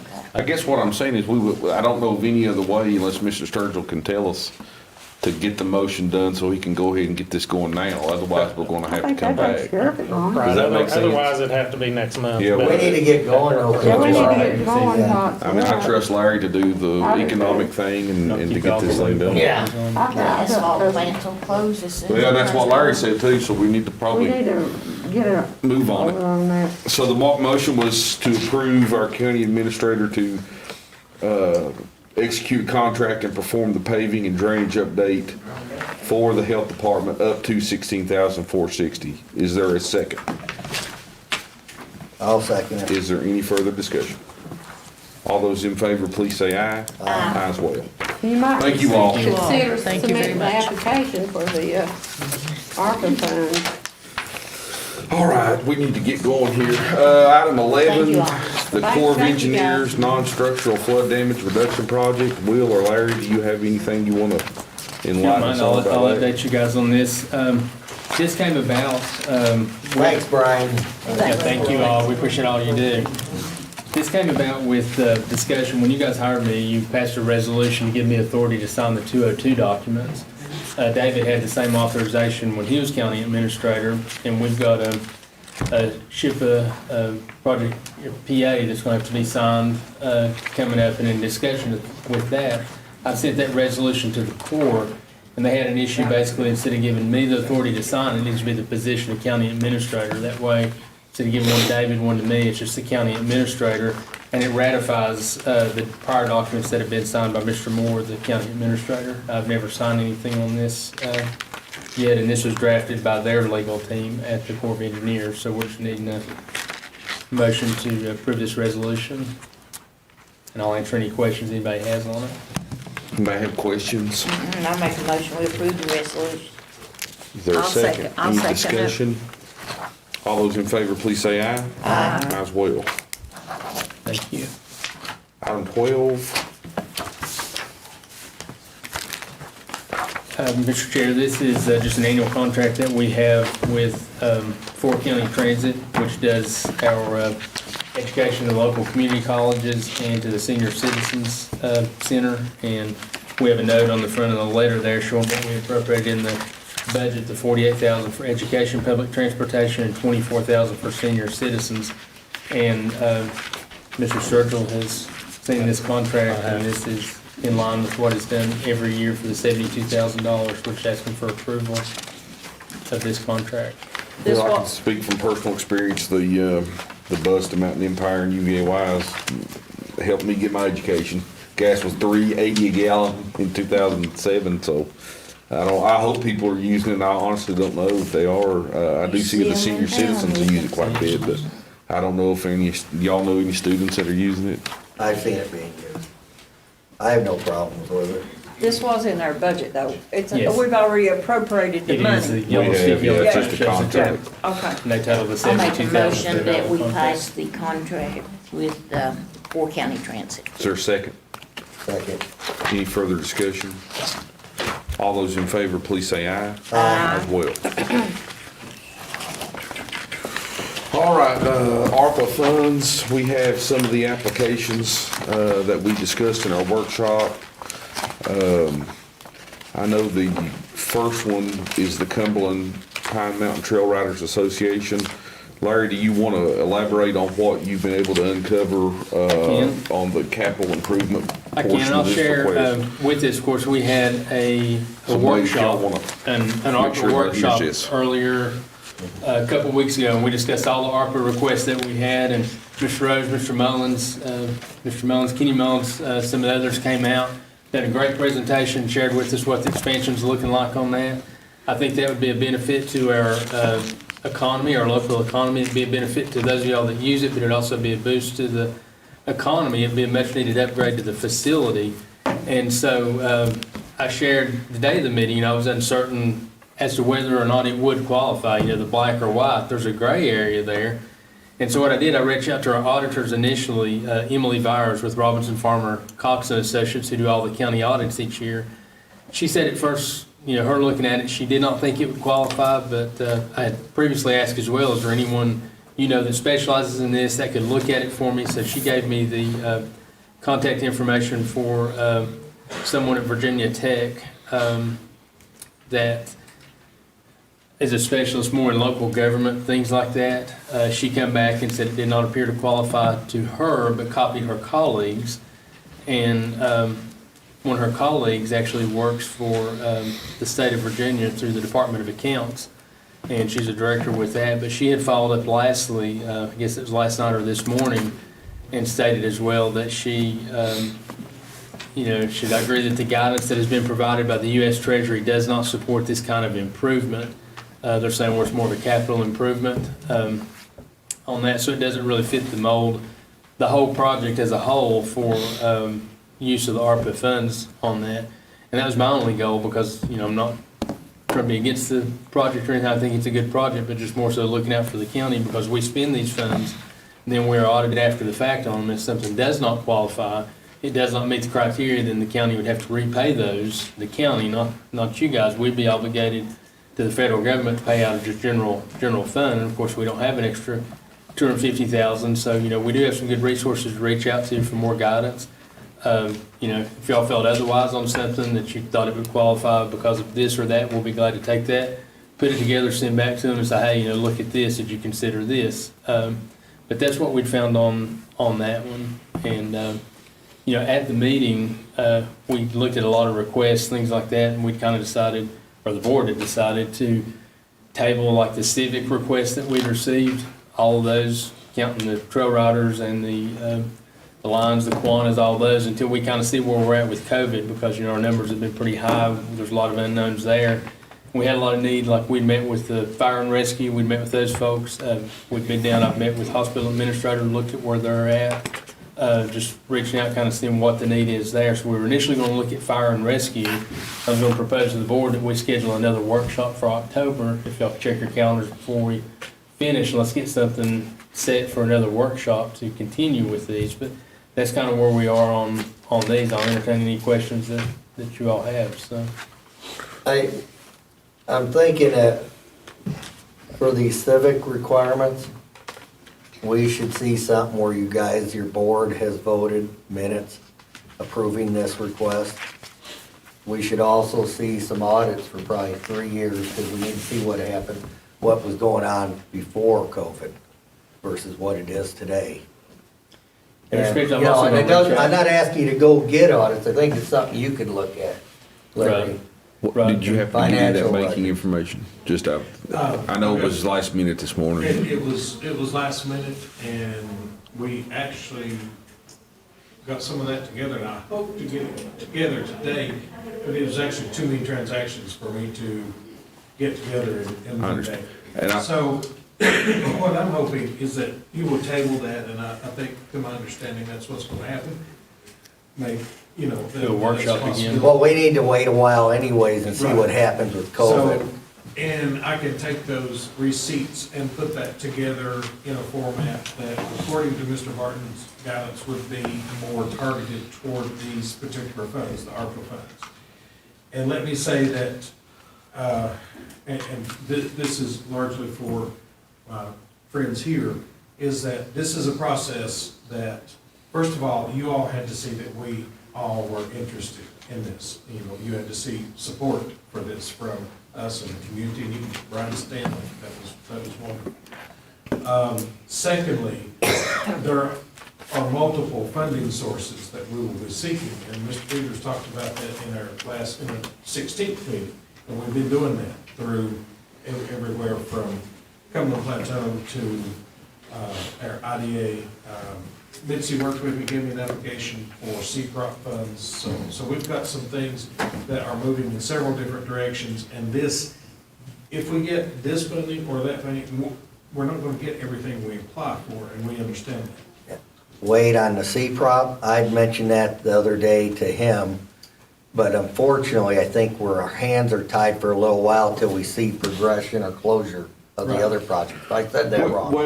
But But it's still a good thing, because I want you to be ready to cement for the window. And we're more than ready, actually. Yeah. The way Scotty articulated it to us is that if the Thunder River project is even substantially close to being closed, Yeah, then they're going to yeah. consider it this And round. I think it is close. And it is, and I want to also say that Wade, the presentation you put together, and I don't think Jim and Scotty said this in jest, but they said they've not even seen any of their localities have presentations as dynamic and organized as the presentation that Wade and Kelly put on for them. That's a direct quote from Scotty. He said, we don't even see our towns when they're asking for money come this organized. So, Yeah, they did a good job. Yeah, they're going to help us. They did. If, I think, you know, I think, yeah, and that's what I want, go in an economic development board. But you guys probably need to be prepped or get your, I don't know whether you've contacted the Corps, because reading this lease thing, all this will have to be approved by the Corps. We've already contacted. They've approved? No, not to my knowledge. Yeah. What are you talking about? Well, any structures that are built have to be approved by the Corps of Engineers. This paper that he gave us. Yeah, Dealing with the lease ultimately. And we'll talk more about that when we get to the What about lease. building the bridge across that river that they intend to do, pedestrian bridge? I think they spoke with. But the Corps We has talked to with do. the Corps, and they were gonna send the engineering that Wade had, get it pre-approved. Okay, that's good. Who are you talking to in the Corps? Chip Miller. But and here's my caution here. You know, Probably need to be. Rick, from dealing with the Corps with the school, there's a specific office that you probably have to deal with for the Corps. I mean, we have to, I think We our deal guys with have West to inspect Virginia. this. Well, And this deal- might come and you as- go, and they go to a real estate office, just make sure we're. And I received that Okay, information good. from This- Morgan Griffin's office today. And this may come as a big surprise to you, Ron, but we're pretty well ahead of you. In paragraph 6, this is a 20-year lease from the Corps to the county. So this is how That's 25. this is our authority that we sublease to them.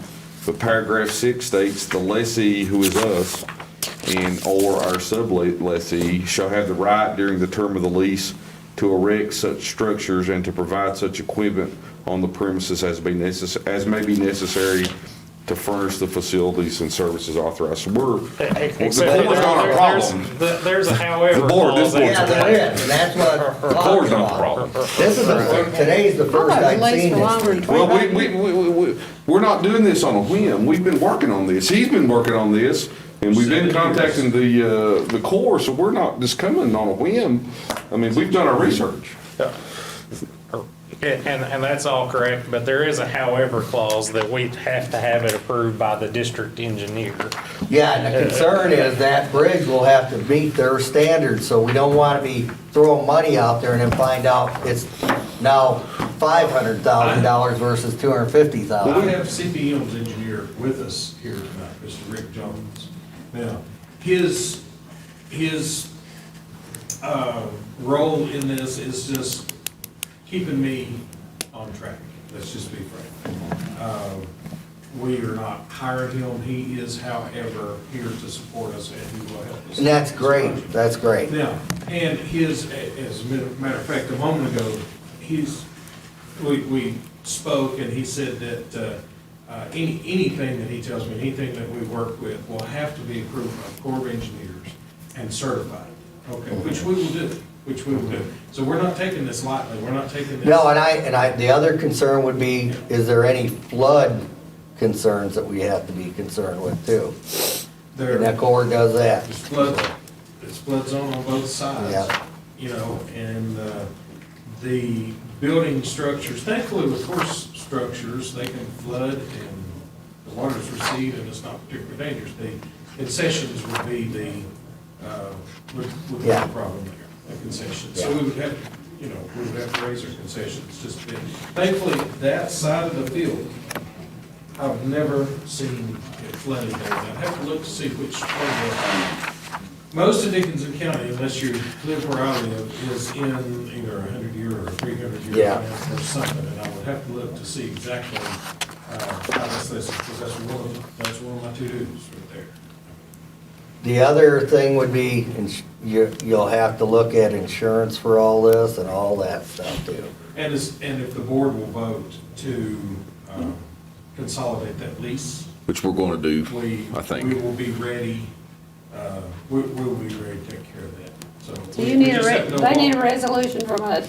Well, we have two issues. The first issue is whether or not this board would be willing to appropriate any amount of ARPA funds to CPM. So that's the first issue. We can't do it. Then the second issue is the lease. Then the third issue would be the resolution to Cumberland Plateau in support of the project so that we can begin. The lease is part of number 17E. Right, that's what I'm saying, there's Yeah. multiple Yeah. pieces to this I thing. thought we tabled the civic organization. Well, that's what, I mean, if Yeah. that's, we didn't vote on that. But we said that was what we thought our desire was. Well, No votes. Wade asked us to table it, is that correct? You asked us to table it. I need to tailor the funding request specifically for what does meet ARPA funding, And- parts of this, according to the guidance that I recently received. All this is happening fast. Source document. And the guidance we Source received, document. Will and Larry, is that the capital improvement portion of this, i.e. the bridge, i.e. the stalls and it's the opinion of you, who I trust very much, is that it wouldn't be forgivable or a permissible use for those portions. Right. What about the lost revenue portions to the organization? What's one thing as far as the lost revenue, there's a general clause in there on lost revenue for the county, and there's some discussion in some of the FAQs as far as lost revenue, because that's one thing I thought we could do, but I was gonna actually reach back out to these same people, just for guidance overall on nonprofits, on what guidance we need to follow and what documentation, and, you know, I do feel like we're probably gonna be safe with the, with that, but. Like if they're able, and I know what Ron, that's his opinion, and I don't necessarily think it's a bad opinion to have the financial document showing, well, in 2019, you all had 27,000 in revenue, 2020, you had 15,000. And So, I that should mean, go you know, for all of them. Well, right, Yeah, I'm just to not show trying them, to- and I think but- that should be relatively easy. But the other thing I want to be clear on, and I've said this repeatedly, we've already given these guys $5,000 that we give every year out of the general fund. It is time that you recognize these other service clubs and treat them equally. You know, and that's the thing, the only heartburn I've ever had. We started receiving $5,000 because. Last year. Some of the others. Year before, I think. More. What? What other service club? We don't give money to any of the other Other organizations. service clubs We he's never talking give money about. to the fair. We sure do support the, hey. Fair's a county Fair would be- operation, we've got a board Their money would be appointed. for rides, the main Yeah, funding and they're for the county fair appointed would be board. just rides. And we tabled that too. We haven't And we even tabled that Yeah, also. we haven't even approved that request Yeah. either. But that is a county, we appointed those people on that But we committee. have done that through the county funds, Bill. Yeah. And our proposal is for a county leased property. I mean, we are running it for the county. I don't think anyone's against that. My only concerns would be that we make sure that this lease really illustrates what the requirements are, because we're in danger of litigation if something happens down there, because you guys admitted you didn't have liability insurance. Well, let's back up a second. That's sort of how all this got started. Kind of a blessing in a way, how this all Yeah. come about, because the soccer team approached us, wanted to move, which we done a lease for them to be able to use the back end of the Ed Center. And then that opened the door for the trail riders to lease what And I'm they not wanted opposed for a to that. long time. And come to find out though, in 2017, your all's board approved the lease currently with them for the trail, or for the ring, without the mandate of insurance. So they got the new lease for the soccer field that mandated insurance, and it was kind of an oxymoron for them, and they had to come up with, what, $3,000 more that you didn't otherwise have to. So that's how all this come about. It is what it is. But Josh, come on. He's researched it. In 2017, that did happen. It was sold to the board as no change of lease. When Bud Phillips came on as our attorney, And there was another issue with core property. He cautioned us to be looking at what the core document said. You guys all remember that. So when you guys came in, or when we came up for the lease, my only issue with the lease was to make sure first that the kids had a place to play soccer the next year. Me too. And once he said he could handle that and it'd be done in no time, I voted yes. But my issue was, then I thought about it, what Bud had said, and I asked him to go check. And the other day, when you were in here, Kenny, you admitted you guys quit that back when Bill Patton was on this board. Quit carrying insurance. It's not our fault that the board No. wasn't required.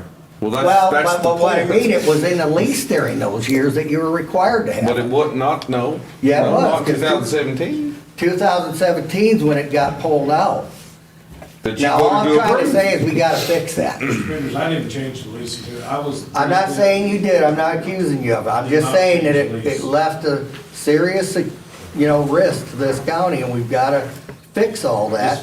Well, we are, and we are. And, the same thing, this is the first time, I said it at another meeting, because we had some other leases I think we're approving tonight. We gotta quit approving subleases.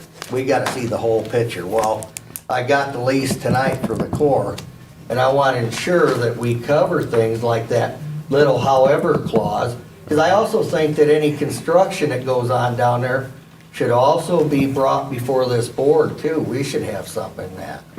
Of course. So are there any motions on that's all I'm the saying. trail rider's request? Any motions? I think he asked that everything be tabled, correct? Yes. Except for a letter of. The resolution that. Resolution. Okay, that comes on down here, correct? Yeah. Yeah, that'll come later in the meeting. All right, so we're Yeah. gonna move on to the Yeah. Clintwood Rescue Squad request. I believe that's second in our packet. Yes, Mr. Chair, what we looked at our workshop on the Clintwood Rescue Well, I request appreciate everything. was funding that for $21,471, which we providing a ventilator, and some uniforms and a backpack with equipment for each one. We were approving everything except for the hazard pay. We were circling back around. I'm doing all hazard pay at one time under the same criteria, so. Is there any questions on Clintwood Rescue or any motions on the $21,471? Well, I'm gonna back up. Do we I thought need it's the actual 31,000. formal move and second from the board to table to come on I trail don't riding? think so. No, We we can did if you're more table it. comfortable. Oh, okay. But you don't have to formally Okay. do We it. tabled it So before. they're asking for 31, not 21.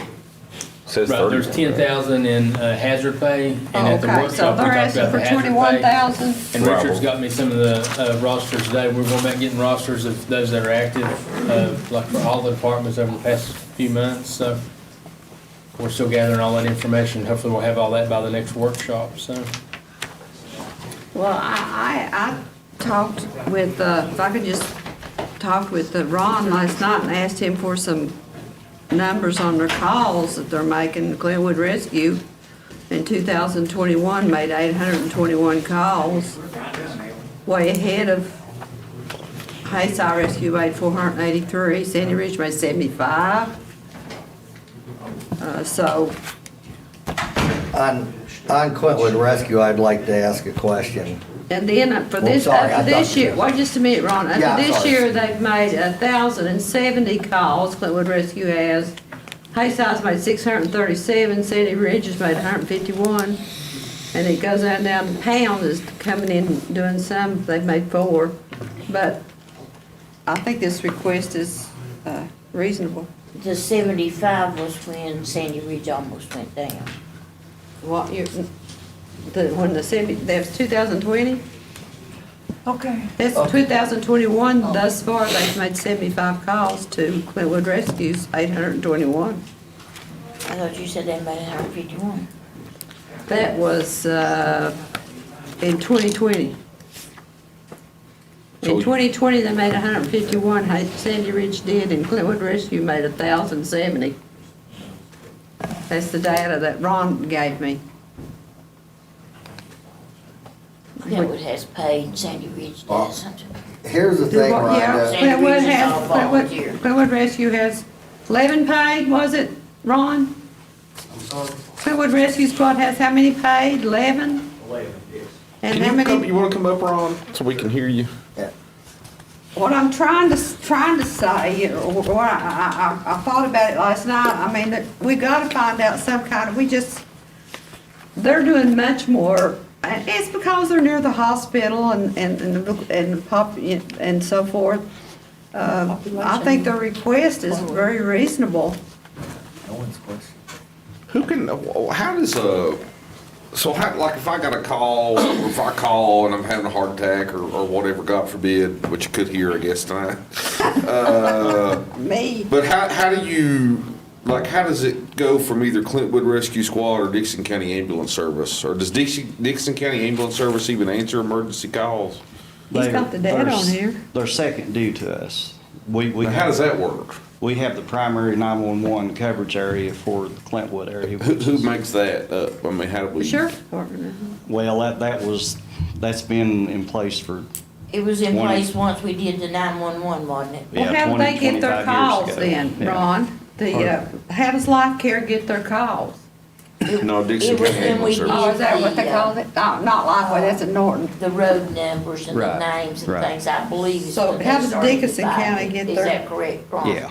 We've always had a designated emergency response area, but Yeah. it was more defined whenever 911 came into place. So like, for just example, Clintwood Rescue would have Wolf Pen and Dixon County Ambulance Service would have Skeet Rock? Or, No. I mean, No. all right, well, tell me how it works. Okay.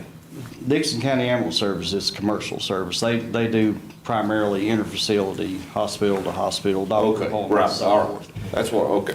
But, and Clintwood Rescue Squad is primarily 911. Emergencies. Okay. Such as Hayside Rescue and Sandy Ridge. Understand that, okay. And so if we're overwhelmed or if we have 2 or 3 calls at one time, then we can go to them and ask them to come in and help us with 911. Emergency calls? Yes, yes. Can I, Mr. Chair? Yeah, please. I think we discussed this one. Is there arguments on this?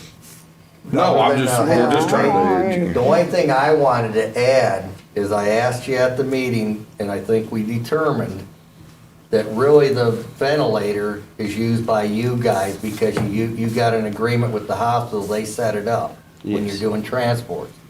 And this is good that you're here, Ron, because I'm of the mindset, because I have a hospital worker in my home, there is a shortage of this stuff here right now.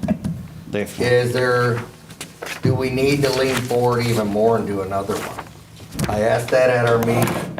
Let me say this, I talked to my sister, she's an RN.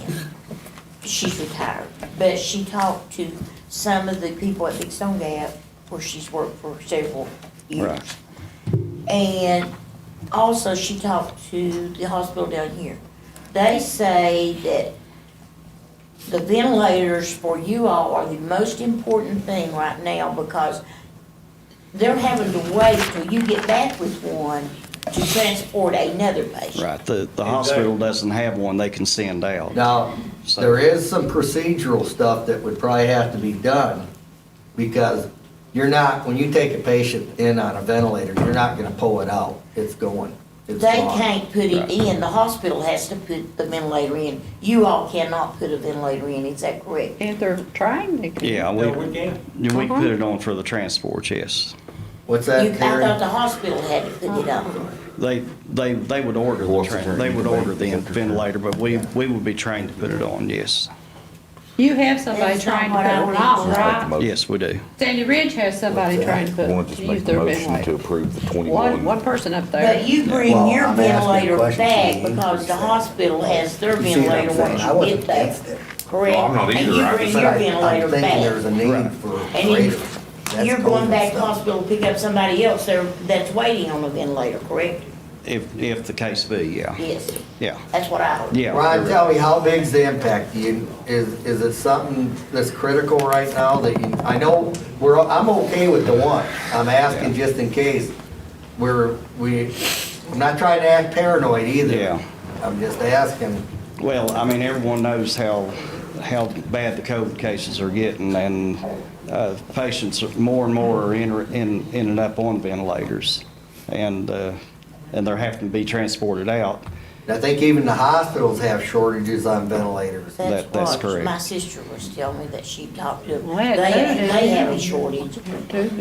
You all have a shortage also. How many- Because y'all- You could use two. Yeah, realistically, yeah, yeah. So how much is two? They're One is 470.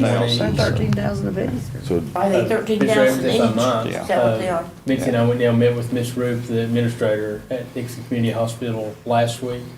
And we talked about the situation, I'll update you on all the details later, but that's one thing we talked about was ventilators and things, about the need, that's something we were looking at, and she was doing some checking as well. They may have a unit that was replaced that could be used by the county if need be. They may have an So we may extra, not but- need to buy So we one. may not need to buy one. Okay, then we need to hold off on But that. she'd indicated that a lot of times at their hospital, there's not as much as like a Norton Community or something like that as far as a ventilator, where they're just coming in emergency and transferring back out. I don't know what y'all are seeing, if you've not been able to do a transport because they required a ventilator, but she indicated that, you know, the need may not be as great as what we thought it was for transports, but and Okay, that they may have an additional. that's all I was trying to They replaced verify. the ventilator, and they've got one that may or may not be under service contract. She's doing some checking on that. So I'll make a motion, we approve this minus the, Minus the 10,000 hazard pay, so it'd be 21,471. is there a second? I'll second it. Any further discussion? All those in favor, please say aye. Aye. As well. We will move it on a little bit. Clinchco Fire Department. Yes, and Clinchco Fire Department, Mr. Chair, is asking for a system to refill their air bottles. Currently, they're the only fire department in the county that does not have a means for refilling their portable bottles that's used when they go into a house fire or structure fire. So the amount of the request is $46,534.77. And Richard has okayed this, correct, Richard? Yes. You cor- Richard's in there. Okay, okay. And is this something, this technology, Rich, that like other, of course, I don't know how it works, so I'm not going to pretend like I know what I'm talking about exactly, but could the other agencies, departments use this too? So it's just, I mean, so like Clintwood could take their air bottles there to get them filled or If they whatever? needed to, like I said, Okay. you know, if something were to happen with their. So they have their own, does Yeah, Clintwood have their Clintwood has own? their own. They have their own, I've seen it. Richco has to come over here and get theirs filled. It's got the filtration system. Mhm. It's supposed to filter out viruses. So this one would be the It's state of the been art better. kind of Yes. thing? It's the new. So, but going forward though, I mean, is it a big deal to have to take them down there, like if you're Clintwood to? It depends on the amount of calls, the volume of calls. Like You how see many what I'm bottles getting you at? use, Like, I don't know if we need to buy one for, Well, it says here, I think I asked for right now his it's the one data, we're they probably did. okay. They all respond. well, no, I know Clinchco that, I'm just Fire saying, but. Department Yeah, asked but I mean, they usually 133, all respond together. Okay. 96 calls, and Clintwood Fire Department did 133. Mr. Chair, that's why we'd ask kind of for all the departments to come out, representatives. Yeah. Myself, Ron, and Richard Thacker met with all the departments. That way if someone had a need, kind of see if the others Yeah, needed the same thing. that's what Nathan's need. Well, I support it, I mean, I'm voting for it, Yeah. I just, I'll make and I a know there's motion. other. I'll make a motion, we support this one. And I'll second that with that being in Clinchco. So you wanna make the specific amount in your motion? Well, what is it, 46,000? Larry, your 534, hazardous 77. pay is not in the 46, is it? No, there's no hazardous pay No, it's listed for that. strictly Yeah. the air system. All right, we have a motion and second, any other discussion? All those in favor, please say aye. Aye. Well, next one is Sandy Ridge. The Sandy Ridge Fire Department is $10,000. It's for some turnout gear, storage fittings for the 5-inch hose and a 5,000 watt inverter. And Mr. Harris shared with us at the meeting we had that they were able to obtain this surplus hose from another department up north. And they paid for it themselves using their own funds, got a really good price on it, but they are needing some fittings in order to be able to use it on their trucks. It's quite a bit of hose, at 1,500 feet of hose, Mr. Peters, it's quite a Yeah, bit. yeah, that's what Quite a bit of hose. they I were think. able to get, they had surplus and they got it. That was good. I make a motion that we approve the 10,000 for them. Is there a second? I'll second it. Any further discussion? All those in favor, please say aye. Aye. Aye as well. Moving on, our next one is the Dixon County Sheriff's Department, and Sheriff Fleming is asking for $40,680 in order to be able to equip each one of his vehicles. Some of the newer vehicles have defibrillators on them now, but to equip all the other vehicles with defibrillators because they're often first on scene, and lives could be saved sometimes if those officers had a defibrillator or portable defibrillator, so. I do have a question. and we may have asked this the other day, Jeremy, but these ones we're buying, in future vehicles, we would be able to just move them. I just want to double check. Yeah, I'm good with it. I'm good with it. It's medical equipment. Do you want us to make a motion for that? Yep. Yeah. I'll make a motion for the sheriff's department for $40,680. A second. Second. All those in favor, please say aye. Aye. The health wagon, Next in the packet, the health wagon had originally made a request for $147,833.33 for their additional expenses incurred with COVID here in the county by providing, it's been our primary testing resource here. They have provided vaccines here, and they're currently in the works right now of getting with us to schedule a drive-through flu vaccine clinic as well as COVID clinic again. And they have been good partners with us. Originally, we decided to fund half the request. We have not got them that first check yet. It keeps getting delayed. They're going to come over. Mr. Evans, I think it's still a couple of weeks now, isn't it, before Yeah. they're coming back over? So Mr. Peters had mentioned about doing the other half, so. Yeah, and I they're thought we was gearing up gonna with the wait till we booster got some more shots. funding I'm for sure in the that. near I think, future. I do The too. booster I mean, shots. Yes. like So we they're talked ready to do those about, as like in well. your post, Wise County just gave him $10,000 to the health wagon. Right. Scott County's giving, I see. So I think we need to I think we'd give them almost $74,000. I think our understanding was that we would look at the next round. Yeah, to let's wait, finish. let's But wait. I would agree to give them the 73,916 that we voted on the other Yeah, day. we've that already we voted didn't on that. vote, but We've We've got the already check voted on on that, that and one. we kind of We've got the discussed check we were gonna done. do this one tonight. You brought it up during the Yeah, and we, yeah, and I don't know, I've gone round and round with my opinion, but I tell you what, they have stepped up in this community. They've That's what offered I'm tests. saying. There's no other, where else do you go? I guess the health department, but other than that, where do you go to get a test? I've been 2 or 3 times, and, well, and they stepped up to give them the vaccine. well, that's what I'm saying, and they're gonna do it again. yeah. I recommend we approve it. Do you make a motion? I'll make a You motion. approved what, 74,000? No, the full, so what Ron's, No, I would think that Is we this- agree on the 73. is this number the balance that you've got It'd be written? the remaining balance. We'd already So we've paid done half. 50%. We're voting on 73,916.67, Yeah. the remaining half. I don't know. Additional to the 70 that we've already given? It would be, and it would fund their full request. I don't see that we need to do that right now. So I made a motion. Do you have any other information, Larry? I know that and I don't know that it matters one way or the other, but why haven't other counties, or do you have any indication whatsoever? I don't really have an indication. Some are trying to do, some of the counties a little further north, they're talking about they're going to do legacy projects. They don't want to spend their money buying cars and spending it on little things. They're trying to see, once they get through COVID, what monies they have and do a legacy project. Probably And what that smart. means, it's probably going to be something capital. They have to see if they could do it or how they could do it, probably. Mhm. I don't know. The ones I shared in the email is just on the VACO call. I know Shelby was on that with me there, but I know like McKinney wasn't on. I just I knew had what to they had leave. shared I on had the call. to go somewhere.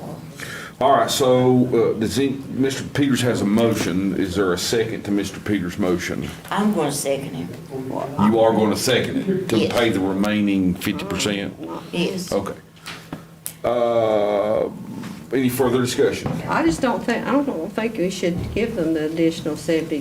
That means 150,000 we're giving them, right? You make it 147,833.33, which is Pardon the me? full amount. of their It's on the request. full amount, It's on the- 147. Yeah, I think we've already given them enough right now. I think we need to wait on that. I'm gonna have to say no. All right, Ms. Didn't we Will. already approve the other day to do this? We approved the Well, We 70. discussed it in the workshop. We Yeah, talked we about did. it. Well, I wasn't here, but All right, Ms. Willis, your vote is yes? Yes, it is. Ms. I Sluss? think we should wait and I'll have to vote no. Ms. Kaiser? Yes. Mr. Peters? Yes. I vote yes too.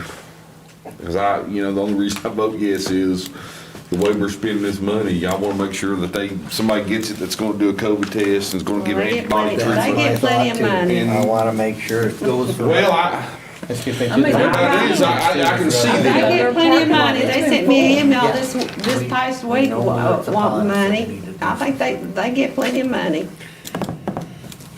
So does all these other agencies. No, they don't.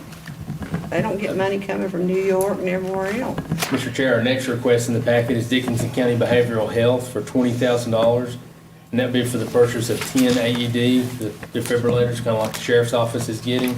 And that would be to locate in each of their buildings that they own, more than one in some buildings. And we talked about that during the workshop as well, so.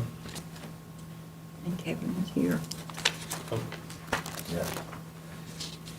Kevin's here if you guys want to talk. I think that we decided that they probably need those in Yeah. those buildings, and we figured out it was like 2 for each building, I think. Is that correct, Kevin? I have actually 8 buildings, Yeah, so now- not all of them need 2. but there's That's what- see what I'm talking large buildings. Yeah, that needs I more. thought- You got 8 buildings? Yes, he does. See what I'm saying? Where's that? What's that? Oh, you're talking about the Victory House and, Yes, ma'am. yeah. Victory the, House. All of our property. Yeah. I'm gonna make a understand motion that we approve the 20,000 for Well, those. Yeah, I'll I second need a that. thing, I'm on that board. They certainly need those. I second it. I mean, you're not personally benefiting from it, but at Okay, the same. I just wanted to make sure. Yeah. All right, Ms. Willis, you made a motion. Yes, Is I'll there, second it. any further discussion? All those in favor, please say aye. Aye. Well. And And Mr. Larry, Chair, lastly, our last request would be for the up to $50,000 to provide the FFCRA, which is Families First Coronavirus Response Act. It would be for employees from April 1st till December 31st for county employees to do the leave, to pay their leave if they have to be off on quarantine or isolation due to COVID. So, and we talked about that in the meeting as well. And we did this before in CARES Act. We did with CARES as well, and it expired, and so Yeah. And this would go from April to December? it would back up to April and go through December 31st. Okay.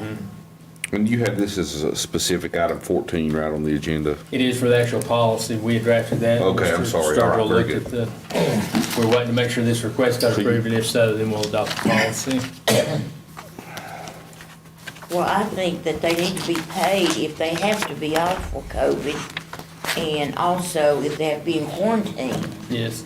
because I think we should back up and pay them, or pay them. Yeah, we had a couple, we've had a And couple you said employees. 250,000, you said up to, It's No, I been agree. docked, or they've been docked, but they Yeah. don't have enough leave. because we've had some that's already been off, haven't we? We had some that's been off, we've had a couple that actually their pay's been docked, they didn't have enough leave days to Right.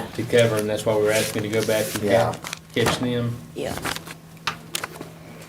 All right, Because is there a this is motion? something they can't prevent. I'll make a motion, we approve this. Is there a Up second? to 50,000. Larry, I'm sorry, I don't have 14 in my I'll second it. packet. I was just wondering about, I don't either. I don't either. so are we gonna take up the policy at a later date? No, I I can. was wanting to look at the policy real quick. It's not a huge deal, but I don't see it in my, Yeah, we don't have a section 14. It wasn't anything in the addendum, was it? No, that's No, it's 15 only 15. and 18A. I mean, I understand what we're We doing, just but, missed that, but I can run down the print copies real quick. well, that's all right. So we can make the appropriation though. So we have a motion and a second for the appropriation, right? Yes. Is there any further discussion? All those in favor, please say aye. Aye. As well. We'll skip 14. Mr. Chair, here's the policy, it's very short and brief if you want to read it, it's something actually. Okay. That's all that it is. Well, did we want to send it out before we vote on it? I guess we'll need to vote on it before we, We can, whichever way you Before all you want to do disperse it. I mean, if it's short, It mimics the last policy that, oh yeah, it I'm mimics it, fine any with it. changes? uh, Any changes to it? the policy that was issued by the federal government, it allowed a second string, like up to 12 weeks, and we were just doing up to 80 hours. We just done the first portion, and it gives the criteria there, Mr. Evans, if you want to share those criteria, like. if Sure, you- so I'd get up and get the something criteria for an employee to be able to take advantage of this, they've had, number one, tested positive for COVID, or has been subjected to a mandated quarantine by state or local officials, meaning the health department. and is experiencing COVID-19 symptoms, they would be eligible for up to 80 hours of So that's compensation for those quarantine times. Yeah, that's the 14-day quarantine Correct. time or the Yeah. 2-week Yeah. quarantine Yeah. time, yeah. That's the So same it is very language from the simple. original So I didn't think- policy. is there a motion to approve that policy I make as that presented by motion. our county Peggy administrator? made a motion, I'll second it. Any further discussion? All those in favor, please say aye. Aye. As well. Thanks, Larry. That was probably harder than it should have been, but I didn't see it in the Sorry agenda. about that, we missed that. Item 15. It's the handout he gave us. Yeah. Any questions on that?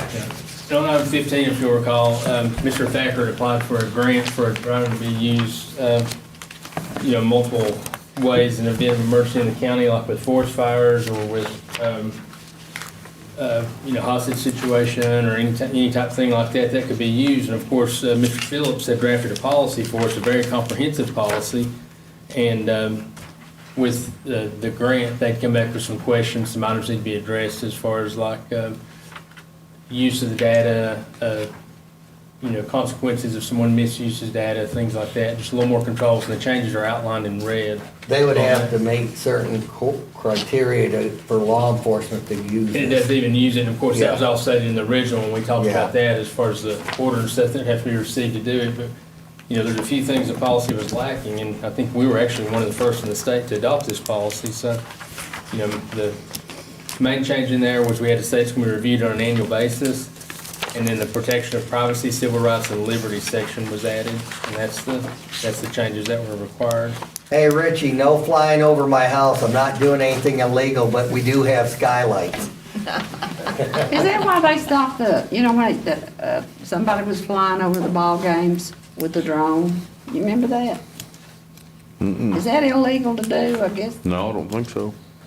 That when they first had the ball games up at Ridgeview, they were using a drone to fly over to record the ball games. I make the motion, we approve it.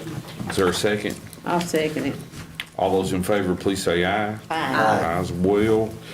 Moving the docket. Item 16, appointments, IDA authority.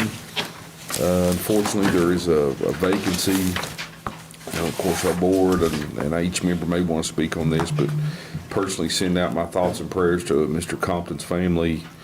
Of course, 83 gas stations, a landmark, in my opinion, in Dickinson County. And Big Al's always been an active member in our community and has supported just about anything with our youth and any other community activities. So very sorry that we even have to do this. And my thoughts and prayers are to his family and wife and children. I don't know if certainly anybody else wants to comment on that. Feel free to do so.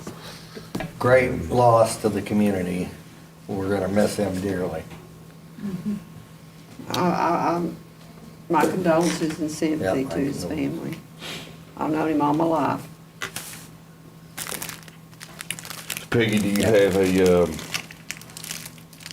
I would like to submit the name for to serve out the unexpired term, which would end in June of '23, which is about a year and a half term, to Bradley Butch Lambert from the Nora Buffalo community to serve on this as my pick. This is your appointment, Peggy. I'll second that. Thank you. I think Butch would be a great member on the IDA, so I think that's a good choice, Peggy. But again, very sad we have to do it. But Yes, is I there do any too. other- I hate that. I had not even, all of this time in this term that I have served so far, I had not even thought ahead to 2023 of that placement, I think Mr. Lambert would be a really good replacement. Yeah, boy. He's very knowledgeable, very good. He's retired, he doesn't, he would have time to serve. So we have a motion and second. All those in favor, please say aye. Aye. As well. Fire committee what is this? One is the Irvington District. Phyllis Mullins, I think, has resigned from that. And Is that right, Larry? Yes, that's correct. And I reached out to Ruby Coleman, which is acting vice chair of the town of Clinch Cove, and she said that she would be willing to serve. So you're making a motion? I make that motion for that. I'll second it. Ruby's a fine If you- lady. That's who you think should be. I don't know her personally, but I'll second. All those in favor, or is there any other questions? All those in favor, please say aye. Aye. As well. Then we have that at large. Yes, so Ms. Baker's resigned, I guess. Yes. I don't have anybody in mind myself. I don't know that I really do either. Does anybody else have anybody? I didn't get the opportunity, but I think Dora Wallace would be good for that if she wanted to do it. Oh, yeah, she probably would. She'd do a good job. Yes, she would. I can approach Dora her. Wallace. Yeah, she would be good. I know who you're talking. But we have to ask her first. She may not want to do it. We want to table it. David Yates, would you want to serve on the fire committee? No, not really. My time's sort of stretched right now. Yours already on. If we really wanted to be mean. I can get contact with Dora and ask her. I You think want to that's- table this one until I next think month? that's, let's just leave it and let's pass it. We'll table it. That's fine. Let's go to the next, the OptiNet appointment. Well, I think I went back and looked in our minutes. This has been in our agenda since the month of June and have not placed anybody. And I that's don't sort think of, they're meeting anyway, are they? They're not, but we are supposed to have someone appointed. I don't think anyone's gonna say anything about it, but Like if we Peggy got had someone, I'd somebody gladly on her. appoint them. On her, you had somebody that This is did. to take Eric Price's appointment when he left. I would like to make the nomination for Ryan Wallace. He's an IT guy. I second it. All those in favor, please say aye. Aye. Aye as well. Brian Wallace, I wish. You get Teresa his information, I guess. Peggy, Okay. right.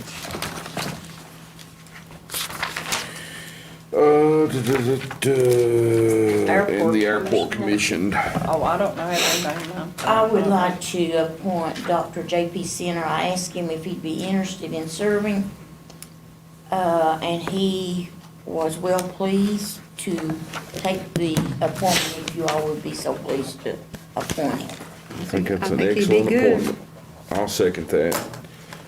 All those in favor of Dr. Center serving on this board, please say aye. Aye as well. Takes us to 17, some leases. The first one being with Scott County Co-op. Will or Larry, would you either one like to elaborate on this? Are they already there? Let me ask a question before. Have they already got a place out there, or is this new? No, this is something they had to do as part of the, It's part of their grant. part of the grant that they okay. received as far as They setting have that to up. provide free internet to the public that can't afford internet. Well, that guy that was down there that day, I went to the truck shop. Well, he was in there, he works there 3 days a week, Scott County.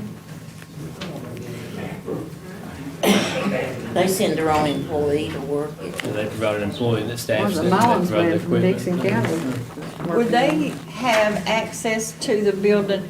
Are they I guess No, I have two they questions. only during the hours that the building is open. Okay. I was Do gonna they use say, that building on do they Sandy Ridge have or- a separate access to what area that they're gonna be or what? Okay. They But use if it they're to only, the grants. if they only can come in as business. They're supposed to have the computers in there for people to come and use it with. Well, that's part So of the this is a grant. 2-year lease? So that they have- Anybody I use thought we it? hadn't seen, They so did we've it got, first, but I don't know if it's still we've there. got Wi-Fi locations at the truck shop I now? think it's still there. Is that, I mean, Well, this is where their equipment is to feed other, they Oh, moved okay. into that. In some well, of I'm those just reading the neighborhoods. list. We hadn't seen this before, or I hadn't. No, you hadn't, because it happened before your time probably. When was it? Yeah, 2009, August of 19. Yeah, they just put it in last year. but this was part of the, where they deployed internet to some of our homes. This was when Scott County went across Sandy Ridge. No, this is when they went across from Caney Ridge they're in to your Rose Ridge up to I there. didn't know that, though. Well, what they pay $400, it says $400 a You know, month. from Flat. They Flash pay Dam. the Oh, on the board. lake road there? They Yeah, us I think rent he's got it. to be there. So, It's part of the grant that they have That's interesting. provided. Well, we have a motion.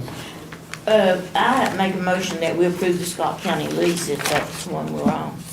Yes, that's one. Is there a second? I'll second. Any further discussion? All those in favor, please say aye. Aye. Well, the next one would be with Richard and Rita Edwards. This is to put a recycling thing Right down there there. across from the store. Yeah, which aren't being used right now, and we don't know the future. We thought we'd go ahead and execute the lease because Yeah, Yeah, we it's don't know. dead, recycling's dead right now, but I think it helps Richard too in the sense for his insurance purposes. Didn't I read something or hear that? Is it I not? don't remember that part. We Yeah. listed him as additionally insured, but I It don't may know have about been- anything else, so. Something I read in I his make a letter. motion that we approve that lease Yeah. because we may get to recycle again. Yeah, we might, it could come back anytime. All right, is there a second? I'll second it. All those in favor, please say aye. Aye. Aye as well. Yates Chapel, this is for the voting place on the ridge. No, this is not the voting place. This is Well, for the, parking, isn't it? Or- the facilities other than the voting place. Okay. What's that, Shelby? It's the facility, it's a playground up There's a there. I tennis see, court up okay, there. right. Yeah. Okay, I make a motion that we approve that lease to Yates Chapel Church. They take care of the mowing and That's right, I'm everything. sorry, you're right, I apologize. They That's take right. care of everything up there. Is there a second? I second it. I got a question. Yes, go ahead. Do we pay any utilities on this? I don't remember, I just seen I wrote a note I down. don't know, we've looked at that sheet a million times, I don't ever remember I seeing just it. don't I remember don't seeing think it. that we pay, I we think have that that we sheet. I don't know pay. what it looks like either, so I just, We I don't don't pay ever anything remember up seeing there. it, no, I don't either. It's been years since I've been up behind.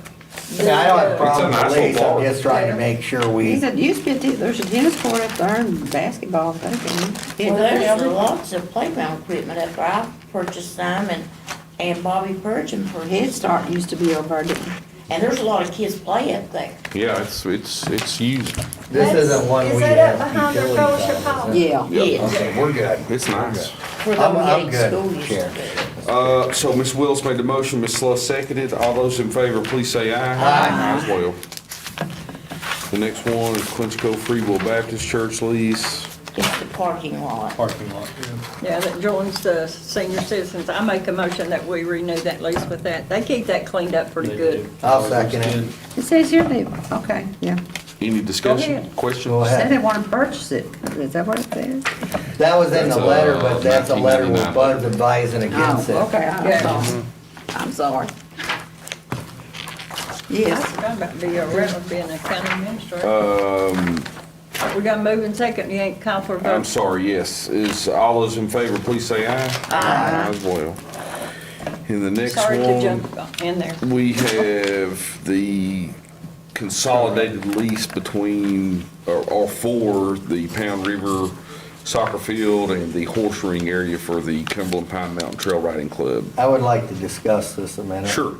I'm all for the lease, I don't mean, so it's not against the lease, I just want to make sure with, Will, are we clear on this? And I'm asking you guys as the board, should it be like any building and erecting of things get coordinated through our county as well? So that Well, I we think have eyes on I it. think the Why they lease have that to do we that? have from the Corps mandates that. I mean, obviously. But I don't know that it says with the Corps, do we need to, I'm asking, do we need to see? I personally don't think so. What the lease is giving is we're just in turn subleasing the interest that we have in that property.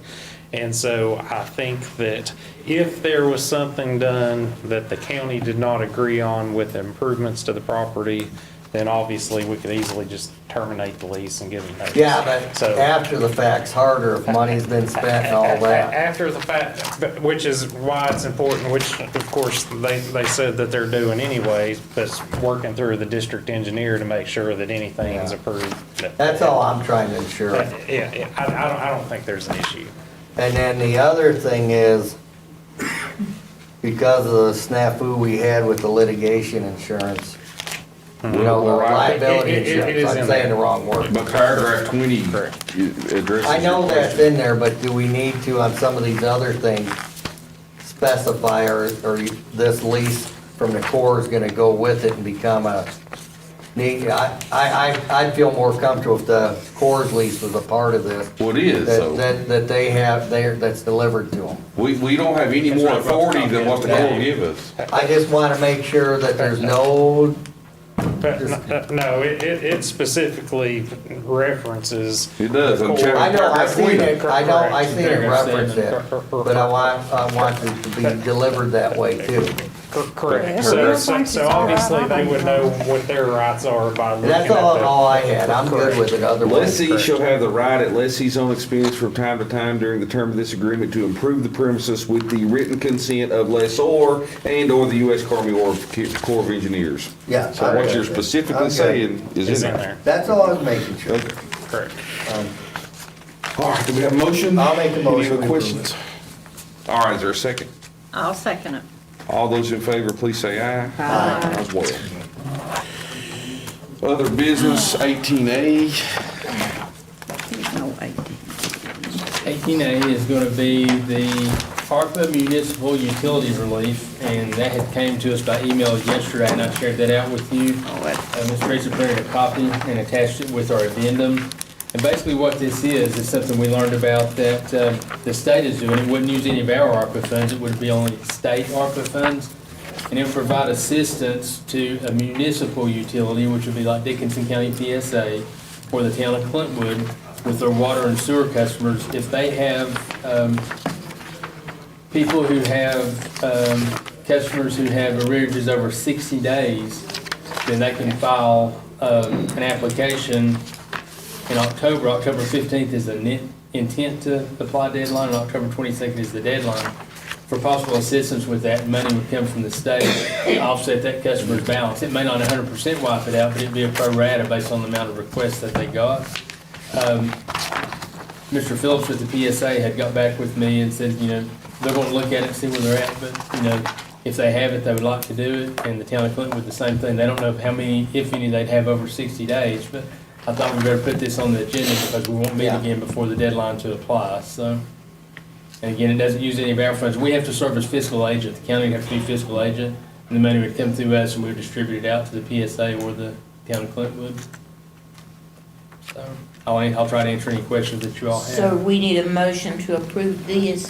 I Yes, make the- a motion the that we motion to- approve The it. motion to be a fiscal agent for the application by either or the So both you want to be the fiscal agent, or will be? Dickinson County, So yes. you want a motion to approve Is it that correct? with Dickinson County That being the is. fiscal agent, correct? Correct. I'll make that motion.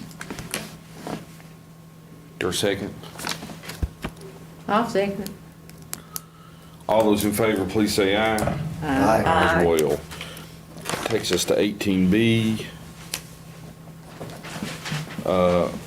Mr. Sturgill, I'm going to relinquish the chair to Ms. Kaiser for the purposes of making a motion. Okay. Madam Chair, I'd like to make a motion that we allow our county attorney and our county administrator issue a letter of support to the Cumberland Plateau Executive Board in support of a C-Prop application by the Cumberland Pine Mountain Trail Riders Association. And specifically, I'd like the letter to state that the board has been completely vetted by the Cumberland Pine Mountain Trail Riders Association on their proposal to expand the horse ring facility on the Pound River section of Dickinson County, and that the Board of Supervisors supports fully the proposal by the Cumberland Pine Mountain Trail Riders Association. That would be my motion. Okay. And I'm not sure because we don't have a resolution drafted, so what I would ask is that we issue that letter of support formally to Scotty and Jim and the board And then if it mandates a resolution, then we could maybe take that up. Yeah. We're gonna meet, I think, before the 28th deadline. October 28th, I believe, is what he said was the deadline. And we'll meet, if we have to draft a formal resolution, then we would have time to do that, but they would already have our letter of support. So that's my motion. I think if we approve it, have we required resolutions there all the time? I've never seen a I resolution. thought Scotty said a resolution, but, He specifically said resolution. but I wanna do Okay, the then letters. maybe we do, maybe we do. But I We have don't, had some like that. we don't have a resolution here. We'll We meet on the didn't really know which 26th, so we have direction, but I time. think a letter of support, especially if it's, and we indicated if it's a unanimous letter of support, I don't know, maybe it won't be, but I think it might have the same effect, maybe. Are we gonna do, just a suggestion, would it help, or maybe it's not necessary? The IDA should probably do one as well. The IDA has them. What? The IDA has them. Last night. The IDA has done Great. one. They have, and if I could, Oh, and that's why it's here tonight, because that's the way, what I was looking for earlier, it processes I have all usually the that letters way. of support that we've received from various organizations, including William Wampler, delegate. We've got one from Mr. Hackworth coming in. We've got an IDA letter of support as well as Mr. Tourism. So we've got. But the one that matters is ours, probably, Yeah, for we're the good. Cumberland That's Plateau. what I was getting ready to say. The one that really matters is. But I only have one question. This isn't obligating any money out of our general fund, is it? I don't think it is, but I just wanna make sure. Ron, with all due respect, you should know more about the Cumberland Plateau than anybody. We're doing No, what no, Scotty told us. C-Prop will be fine, because it'll come Well, that's- before and it'll get vetted. I'll second your motion, I'm good, I'm good. Hey, do you want to do the thing? Yeah, I need to do roll call vote? You do. Okay. We have a move and second to issue a letter of support to the Cumberland Pine Mountain Trail Riders for them to proceed with their C-Prop application through Cumberland Plateau. Well, the letter of support would be addressed to Jim Baldwin and the Yes. executive directors of the Cumberland Plateau. Specifically Planning C-Prop, we don't have it, it'll go the right way. Right. Okay. You're good. For And- support of their C-Prop application. Yeah, Are there we're any good. further discussion? Okay, Ms. Willis, how do you vote? I vote aye. Ms. Sluss? yes. Mr. Peters, how you vote? Aye. Mr. Evans, how you Yes. vote? And I vote aye as well. Mr. Evans, we'll get on that, if you don't mind sharing those detail on that, with me and Will, you had some specifics. Sure, absolutely. In there. Thank you. I tried to write it down, but I didn't Did catch it all. Scotty, gosh, did Scotty share with you how much was possible? No, he didn't. Well, I should tell you that. It got reduced to 100,000. Well, I mean, that's, Just letting you yeah, know but I mean, that would be a. And still, Thanks, Thank Wayne. you. but I wanted you, but Usually there's when we other do the avenues to CPOP go. money, it's divided between different counties. What? The CPOP money is divided by counties. I know, it's whoever comes in. Okay. Well, let's move Yeah. this thing. We have We haven't a, had Give one in it a back to while. you. our next item on the agenda is a closed meeting. I'd like to take a quick break. Yeah, well, this will give us that opportunity. Is there a motion to go into closed session? You want me to make it? I make a motion that we go into closed session pursuant to Virginia Code Section 2.2-311A, 1 and 5A, Section 2.2-3, 711A1, personnel, 1, all departments, 2, tourism, B, Section 2.2-311A5, economic development, 1, update. I'll second that. All those in favor of going into closed session pursuant to the statutes enumerated by Ms. Willis, please say aye. Aye. As well.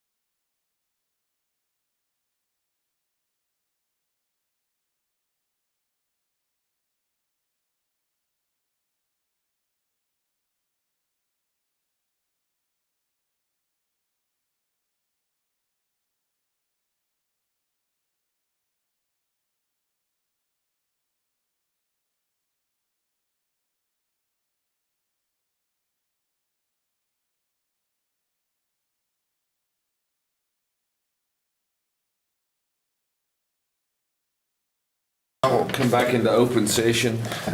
Do I hear a motion approving matters discussed in closed session Oh, or certification of closed session? Ron, go ahead.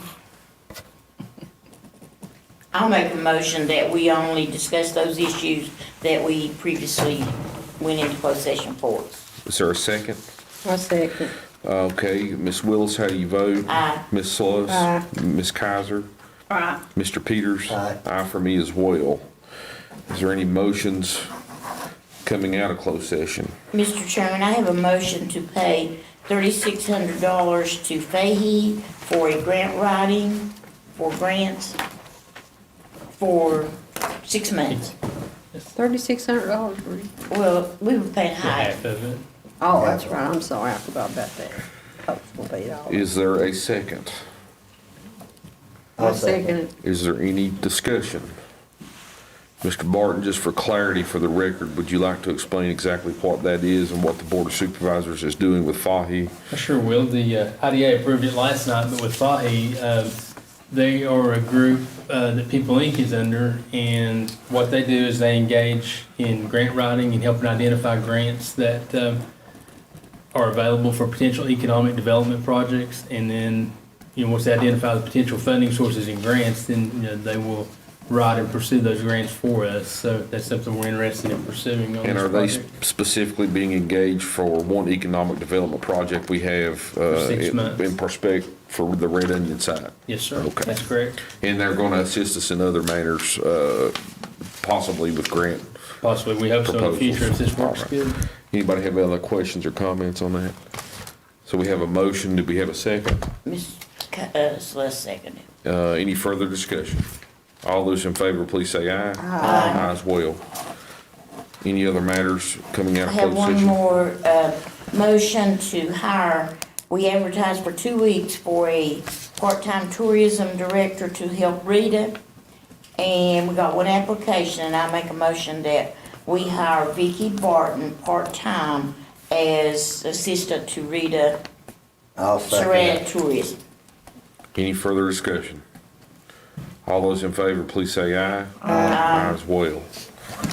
Any other matters to be presented to the board for vote coming out of closed session? Hearing none. Mr. Chair, Go ahead.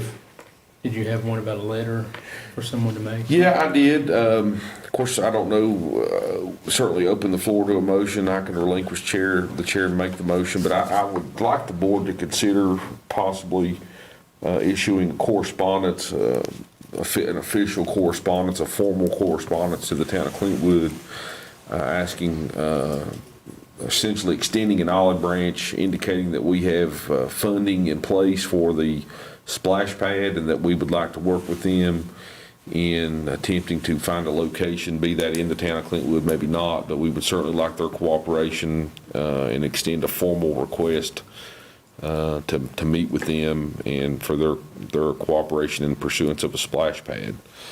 Would the board consider extending a letter to the mayor and the council indicating that that's our desire is to work with them? You making that motion? Well, You make the motion. and You make the motion. I'll make the motion of, gosh, he talks so long. Sorry. I make the motion that we write a formal letter extending, to work with, to request to work with the town of Clintwood over on several issues, including the splash pad and the other issues that might come up. We work together to make sure that to further the Splash pad splash proposal. pad proposal and maybe any other proposal we might have. Think that'll work? Is there a second to that? I'll second that. Any further? I Go got a ahead. Yeah, go discussion. ahead. Do we need to clarify our we got funding through a grant or something through, VCTA. should we just state that in the motion?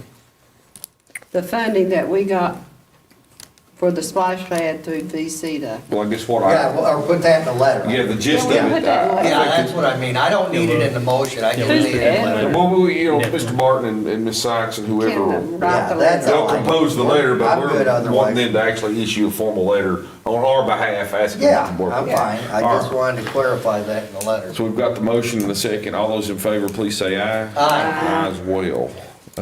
Mention the last. I believe that, or that is all matters that we discussed in closed session that would necessitate a vote. Correct. Supervisor comments, Ms. Willis, do you have anything? No, sir. Ms. Sluss? I just want to thank everybody for praying for Joe. He's still on recovery. He's at home now, but he has an appointment next week for Cleveland to find out what's causing him to develop so many abscesses or infections. And he and I both really thank everybody that have prayed for him and continue to pray for him to have a complete recovery before he drives me crazy. Ms. Kaiser? I mean, there's been so many people pass away that I know, that we all know, and last couple of weeks has been just a hard week on facing times in this county and that, and the other one, you know, with Larry's wife's grandmother passing and that. So it's just been a tough time, and I thought a lot about Larry that week with Barney's passing. I mean, I even said to somebody, I said, you know, Barney's retired from the state. I'd say he's older than me. And then when I seen his obituary, I thought, oh my gosh, no, he's younger than me, you know. Sad. Yeah, it's sad. It is. Mr. Peters? I don't have anything. Do we want to, before one more housekeeping matter, do we want to set a workshop, an We ARPA do. workshop date? Larry, do you have any suggestions? Let's look at our What's your meeting. schedule? You're the, I have some conflicts this month too. I've got a lot in October. It's, I don't know. No date's good, really. Our regular meeting will be what, the 26th? Be good if we do it the week before or something that way. If we go the week before, I only have Friday. You don't have anything Friday's but usually Friday? Yeah, that's it. I We're gonna can't the do week that before Friday. Then we're gonna do the week of the 11th. What has everybody got? I needed? can do I'll 12, be gone 13, to 14. Cleveland next week, 7th. What about the 14th, like at 1 o'clock or 12 o'clock? I'm good with that. Good with that as well. I'm not gonna know if I'm gonna be available till after the 4th.